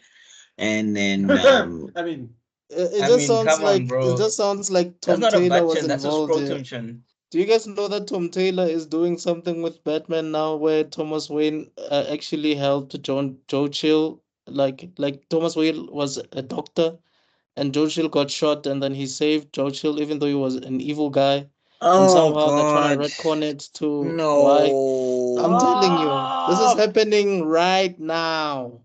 Like, it doesn't make it more interesting. No, this is like when they tried to say, oh, did you know that Thomas Wayne was cheating on Martha, or Martha was cheating on Thomas? Why do I need to know that? Why? It doesn't matter. Like, why did you say that name? Buckmaster, why did you say that name? It's his mother's name. My point being is that they did try to legitimize his relationship with Death. So for me, that bumps him up from cool to badass. Okay. For me personally, I think that whole entire Infinity Saga alone puts him way up there. It's kind of like I think we spoke about Bane. That even though it was one event, but or Doomsday was one event, but the long-lasting effect of that decision or that moment can never be relegated to like trash or hot garbage or whatever we said down there. I was about to say the MCU, as much as we play hate it, they really gave him so many badass one-liners and so many quotable moments. He's the main character of Infinity War. Yeah, I just wanted to say, like, even in Endgame, like, you could not stand the weight of your failure. Where is it led you? Where did it lead you? Back to me. Like, that's badass. Like, look, people compare him to say he's the greatest villain of the cinematic history. Yeah, lies. Darth Vader's right there in the corner. But still. Nah, he was So where do we want to put him? I'm for badass. Yeah, badass is fine. All right, badass it is. Badass. What's about badass? Awesome. Okay. I want to put him in awesome. Make your argument. Because not only like MCU aside, there are comic representations where he is just the most pettiest bitch I've ever seen in my life, and it cracks me up all the time. The time where he keeps tormenting this poor kid's birthday every single year. Yeah, I heard about that actually. I heard about Wait, that sounds like one of those. That sounds like one of those Spider-Man and his Amazing Friends comic or whatever. Where basically they were fighting over the cube, and somehow Spider-Man managed to take on Thanos, like technically one-on-one. It is so weird. Then there's the when he found out that Death has a feeling with Deadpool. Oh, and then he cursed Deadpool with immortality. Just to make sure. Like that's a level of pettiness that I would aspire to be like, you are not getting my bitch before me. You can be the side dish, but you'll never be the main course. He basically like part of the reason why Deadpool could not die was because Thanos was like, no ways. That thing? You left me for that? Okay, do we say badass or do we say awesome? Well, I think we're gonna leave him. Him on badass. I don't mind losing. It's okay. All right, we'll leave him on badass. All right, The Thing. It's clobbering time. Yeah. Okay. He's simultaneously one of my least favorite and also most favorite characters. I think he's awesome, man. No, sorry, badass. I think. Yeah. I think he's awesome. He's my favorite. I think he's Ibile. He's my favorite member. No, I actually think he's S tier. I think he's my favorite member of the Fantastic Four. S tier. The baby blue-eyed thing, man. No, he's got so many, like, dude. I used to walk around saying it's clobbering time, just like I don't like randomly. It's one of the greatest like comic book. It's like up there for me with like To Me My X-Men or whatever or Avengers Assemble. It's like whenever you hear him say it's clobbering time, you know things are going down. I'd like to agree with you, but I think what knocks me down is that, like I said, I want closure. Yeah, I get you. And but that's not on him though. Isn't that on Reed? That's my. Like well, I mean, no, but the thing is, like, the thing. Yeah. What's this? Yeah, the thing is that he does have like a very happy ending. Like he's got children now, adoptive or otherwise. He's still married to Alicia Masters. They have like a great relationship, and like he's one of the most stable relationships. Does he manage to hit that? Yeah. So times. What? Okay. Two questions. They figured it out, Chief. Two questions. Is it a rock? And does he nut stones? That's all I need to know. That's the question. Okay, all we know is that she's stuck between a rock and a hard place. That's all. Oh God. Hey, She's look, just stuck between a Alicia, rock and a hard place. I'm just saying, Alicia likes some rocky road. That's all I know. But she can take a hard pounding. Yeah. They say that his physiology is that he's rocks on the inside, but technically it's just like a layer. So if you do actually cut into him, if you do actually, yeah. I remember there was a comic. There was a comic where someone was punching him, and then the rock was actually falling off, and you could see like what's underneath or something like that. Actually, a South African artist drew that issue, if I remember correctly. Yep. So Buckmeister is right. Yeah. Yeah, so technically it's like a layer of rock. So he should be like human underneath. I don't know how his nether regions work, but Alicia Masters hasn't divorced him yet, and they're apparently in a very loving marriage. So yeah. And also, like, he's one of the best, like, commentaries on how you can be ugly on the outside, but like a very beautiful person on the inside. Like, he's one of the people that abstains from the Civil War, because he's just like, I understand how both sides are getting this wrong, and you can't force me to pick a side, because like trying to be a hard line right or a hard line left on such a complicated and sensitive topic doesn't solve anything. It just makes you guys punch each other even harder. And and he also goes through like bouts of depression where it's just like, if I'm a rock man, why can't I be the strongest? Like I don't get to change. But then a thing will happen and he'll jump in and save somebody, and he'll be like, yeah, this is what I need to be. He's a fantastic character, man. He's the heart of the Fantastic Four. Yeah, I agree with you, because if you guys, I'm not sure if you're aware, but maybe Buckmeister would know. Jack Kirby, I guess you could say, put a bit of himself in the thing. Oh yeah, true. From his upbringing in New York, having to face bullies and stuff like that, being of Jewish descent and all of that. Like there's a bit of also the smoking. Yeah, there's a bit of Jack, and you could say to some extent a bit of Stan Lee in the thing. So, and these guys have written, or rather have done, 100 issues of the Fantastic Four in the 60s, from the 60s. So there's no way they didn't put their heart and soul into that character. Okay, I think. Okay, so long as it has a happy ending, I'm happy with that, because I just get sick and tired of seeing a sad story that goes on forever. Like, please, he needs to be loved. Alicia Masters is doing wonderful things for him. Hey man, shout out to Alicia, man. People, she smoothed out that rocky road.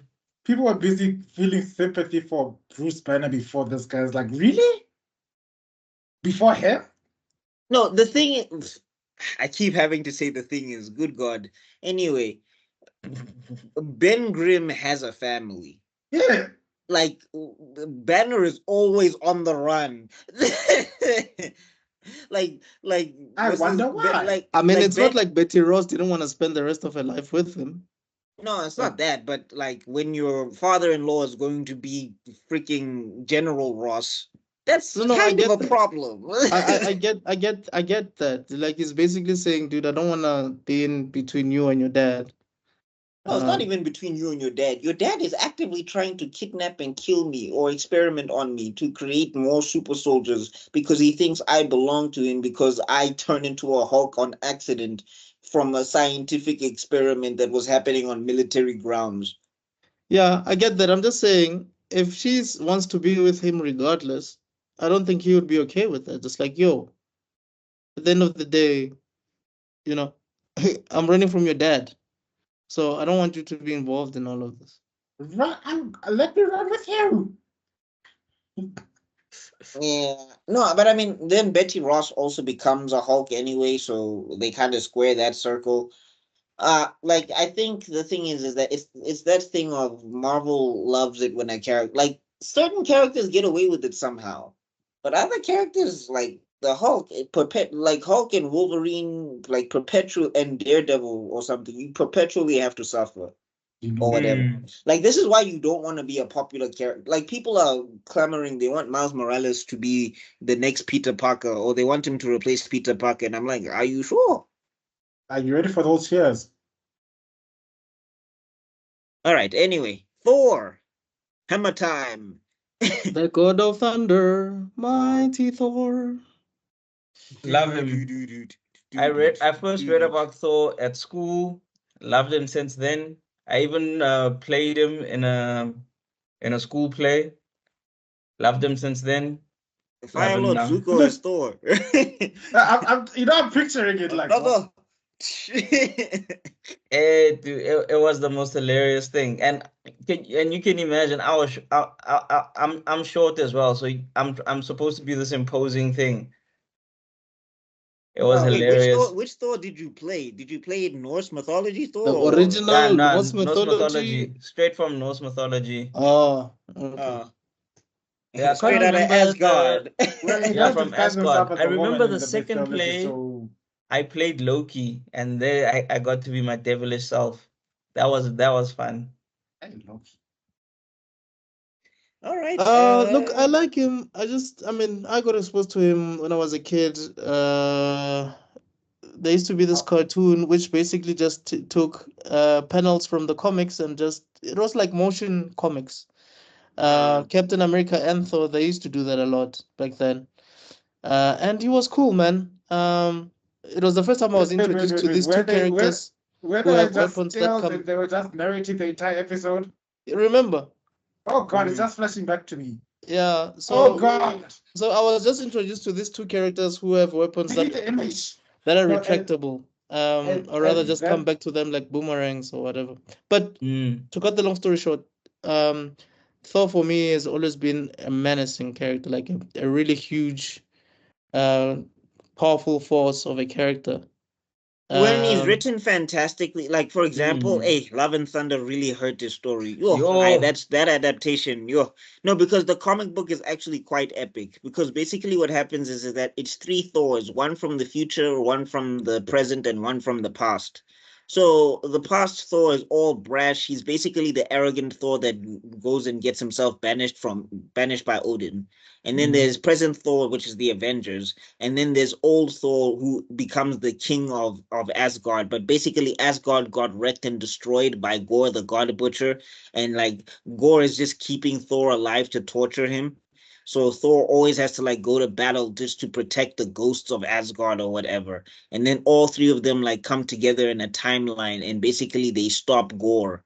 And how Gore gets stopped is basically because Gore the followers of Gore start looking at him as a hypocrite, because as much as he's against gods, he starts acting like one. It's a really cool story. I would say he's awesome. I agree. Was also shout out to once again, Ed's Mightiest Hero. Was it season 2, episode 1, where they fight against Graviton? No, that's season 1. That's season 1, yeah. That climactic battle.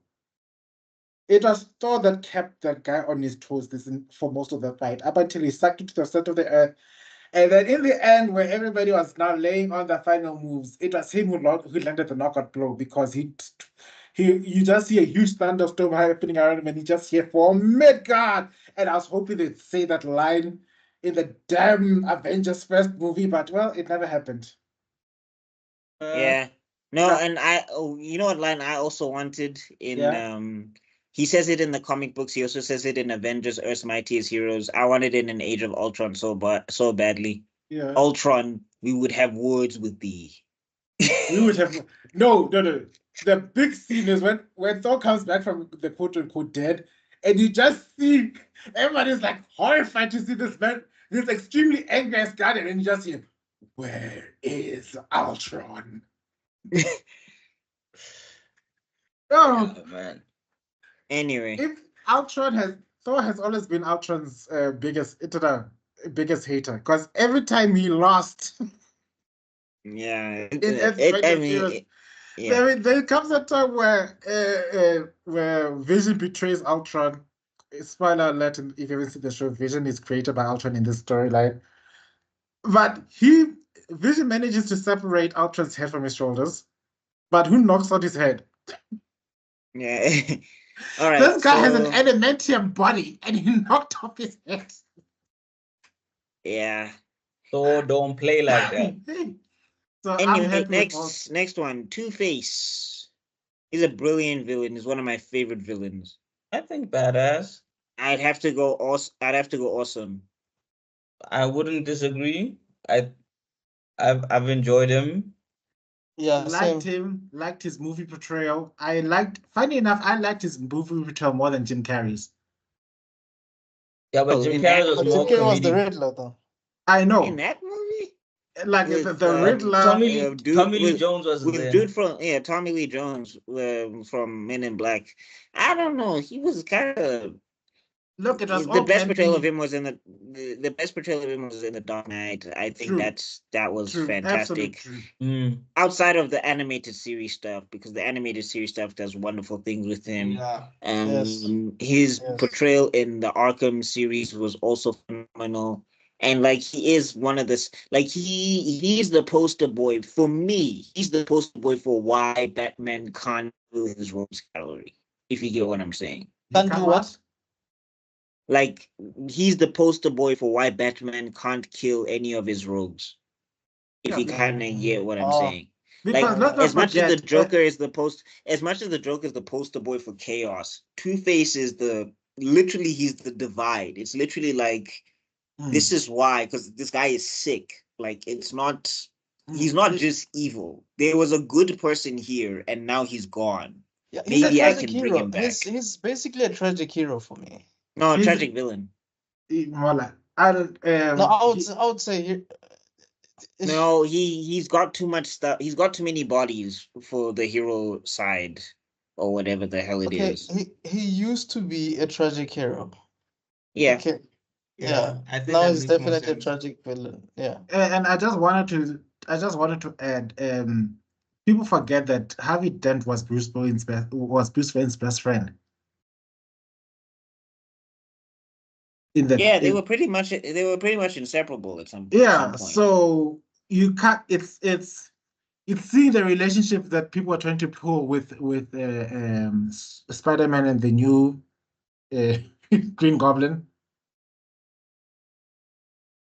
But yeah. You mean Harry Osborn? Yeah, you just in the Amazing Spider-Man. Yeah. Yeah, but it's like what they're trying to do that failed. They got it right with Batman and Harvey, because you are seeing your best friend go crazy, and you're trying to stop him from doing things as your crazy alter ego yourself, and you can't afford to put him down, because to put him down is to acknowledge that person that you once cared for and loved can't be saved. Batman wants to save everybody, including the person that's trapped under this monster. And also, I think it covers bipolar so well, man, in here, because before he was, I guess you could say, he reached rock bottom with his face. Yeah. He was struggling with bipolar in the Batman animated series for a very long time. Like he was seeing a psychologist all the time. That's not bipolar. Sorry. Let me just. I've got family who are bipolar. That's not. No. Don't be. So going back to this whole thing of Batman dealing with people that have like mental health problems. There you go. I'd rather say that. Pardon? I'd rather say that. Harvey's not bipolar. That's no, but that's what they call it. But that's what they call it in the comics, though. Yeah, like, why did they give him that in the animated series? Yeah. Yo. Why did they do that? Anyway, that was the diagnosis. Like, what diagnosis? Who was your doctor? I want to meet a psychiatrist. It was Dr. Umar. You. I beg your no. Well, I think Dr. Umar would talk to the blacker side of Two-Face. You need to get away from the snow bunnies. Yeah, but anyway, what I'm saying is Harvey Dent had bipolar before he fully transitioned into being Two-Face. I mean, that's what the comics call it. Look, we're not doctors or psychologists, so people who know will probably explain it better. But the whole point is that's why he has the coin. Like, part of the thing is he can't do anything terrible until he flips the coin. The choice. Yeah, to some degree, people might say that he's indecisive, but I guess to him, it's all about fate. He likes saying that fate should decide and all of that, or stuff like that. Chaos is fair. Chaos is a ladder. Oh, ew. I mean, again, I think he's not. Hey, that line went that monologue went hard. Don't even hear it. Yeah, like I will hear it until the day I die. Okay, anyway, I was saying that yeah, he's not as iconic as Joker, but like he's like right behind him. I think he's my second.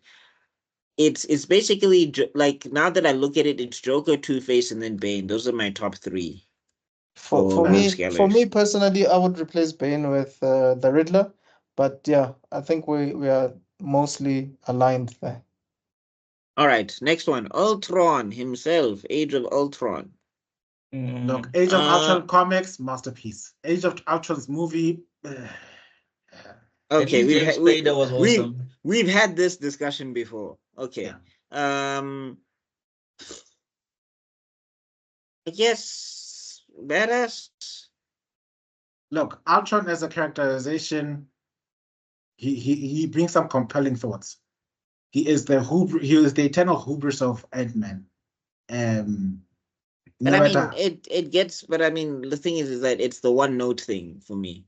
Yeah, that's a problem.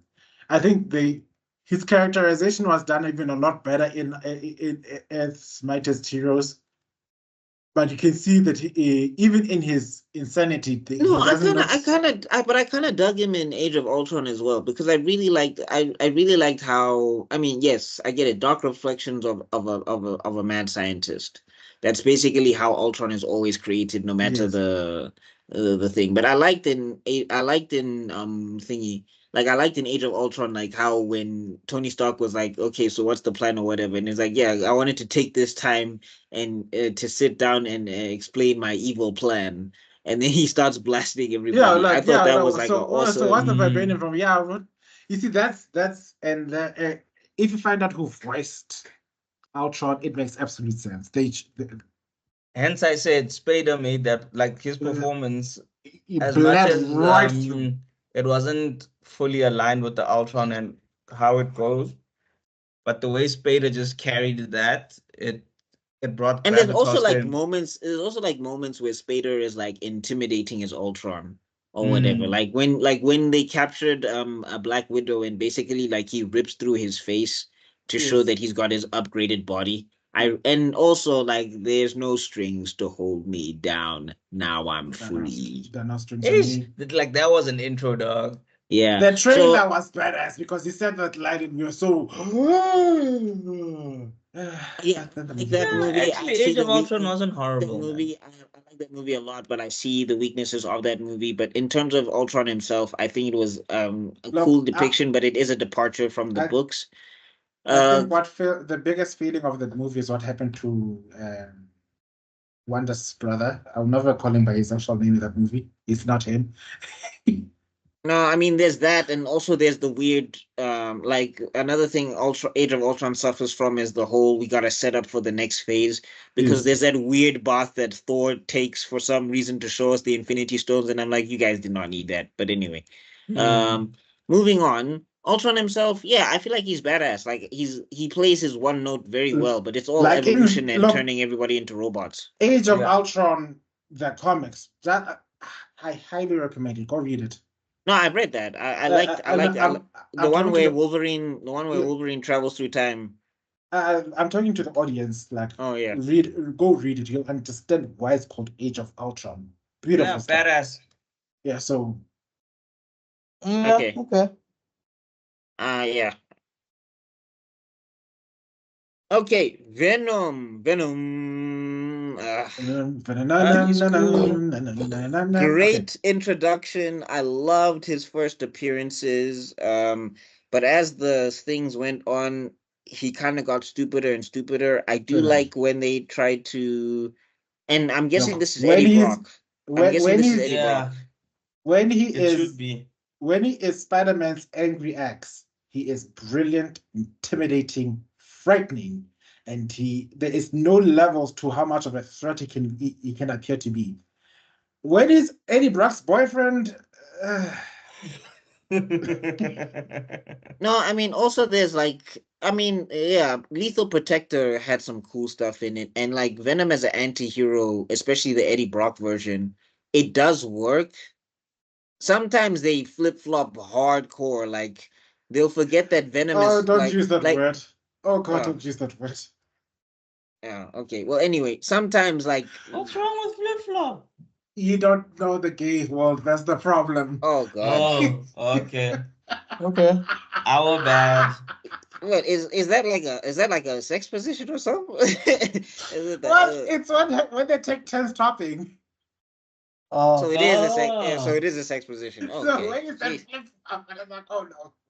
Okay. The viewers are gonna take Okay. it immediately. Like, Clearly, the three of us took it literally. You.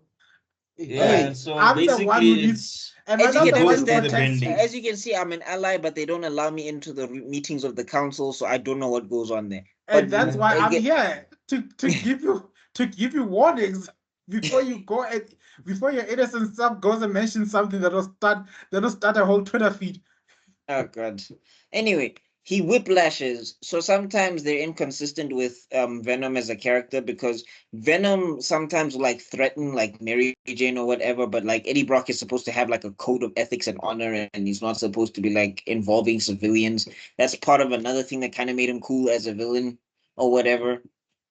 And now they're getting to the point where they're basically emulating the movies, which I'm like, who decided that? Because there's weird panels where Eddie Brock is saying take it slower or don't rush me or whatever the hell, and I'm like, what is going on here?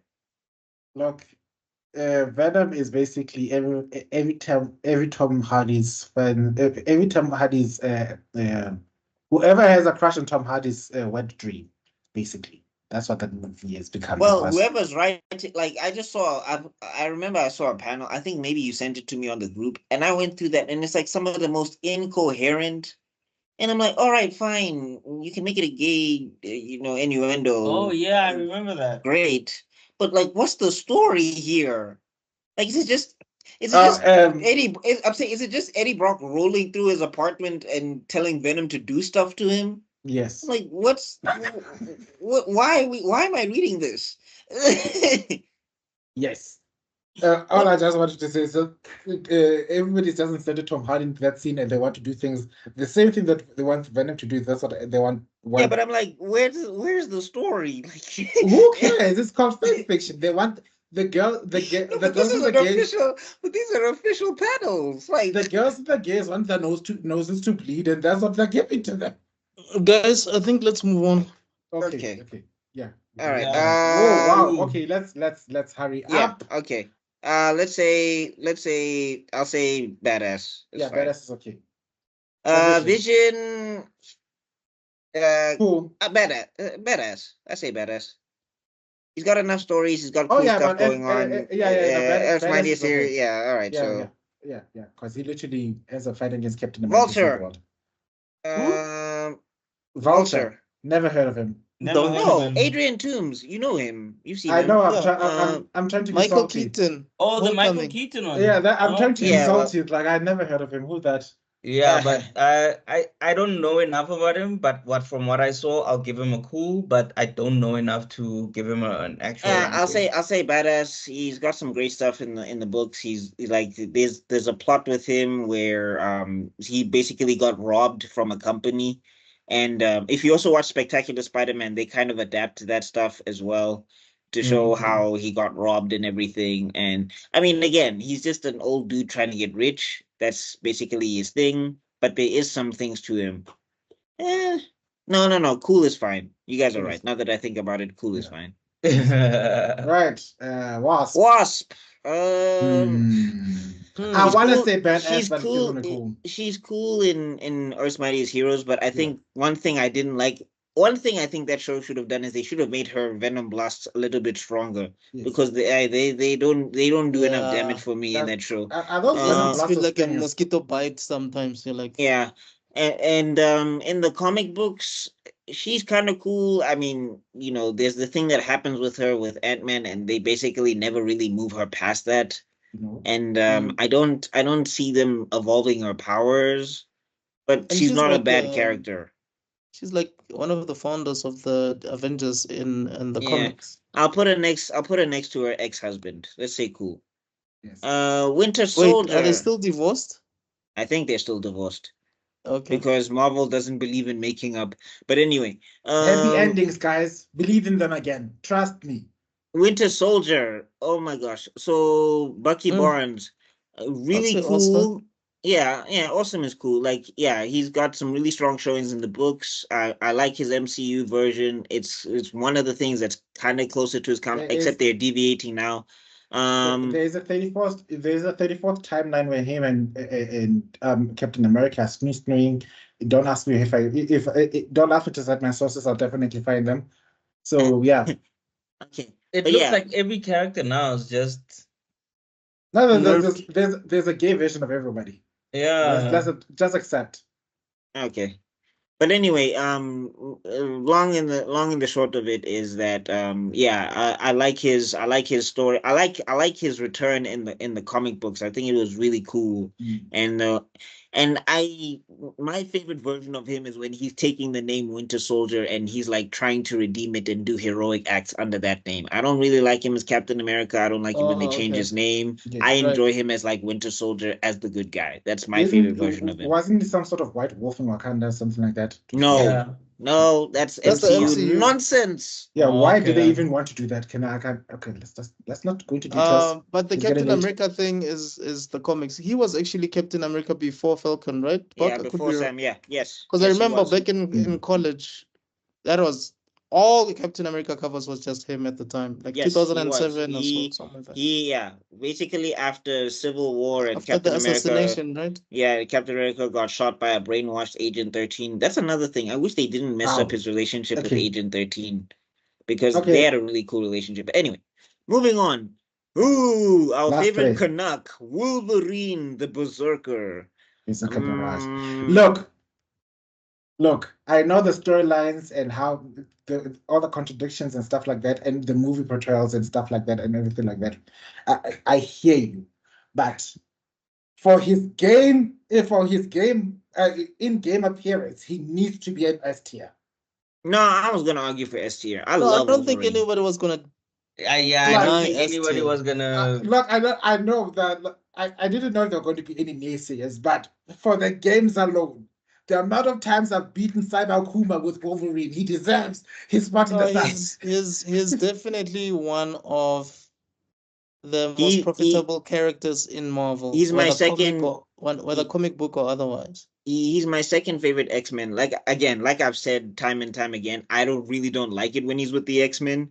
Yes. Because I feel like the way they write him is just like, dog, who are you? But like when he's on his own, he seems to be wise. He seems to, kind of have his. I mean, they also do nonsense with him when he's on his own. There's also runs with him where it's just like, all right, I don't know what's happening here. But like usually, like he seems like wise. He seems like put together. He seems like, like as much as he's a loner, he doesn't seem to be like all up in people's business like that. And all of that. It's an alternate universe where he managed to seduce the heck out of a Greek god. So there's that. Like Hercules was all up in that. Because I think I think one of the things I really hate is I hate how he chases Jean when he's with the X-Men. That's why I'm saying like no, he needs guys. Wolverine has risen for days. Tell me which mortal out here can raise up a god like that? Not just any god, Hercules, son of Zeus. Zeus was like, you're not going to end up with that mortal Wolverine. And Hercules is like, screw you, Dad. You don't tell me who I love. Screw you, Dad.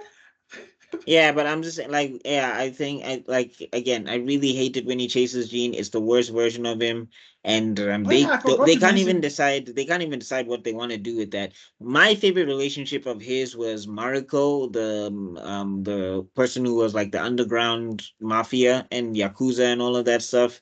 Like they had a really cool relationship. They met up again, and then Marvel was like, "Yeah, you see that thing about them two getting back together? We're just gonna push that to Nope. the side. Wolverine, go off and be alone again." So yeah. I just but wanted to anyway. mention something. When you're talking about Thor, and you reminded me of that old show, Mr. Extraordinary. Mm-hmm. And that characterization of Thor was so overpowered, he literally stopped time. Oh Twice. yeah. Yeah. He twirled his hammer, and I think time I've seen some of stopped. that. I've seen some of that. Yeah.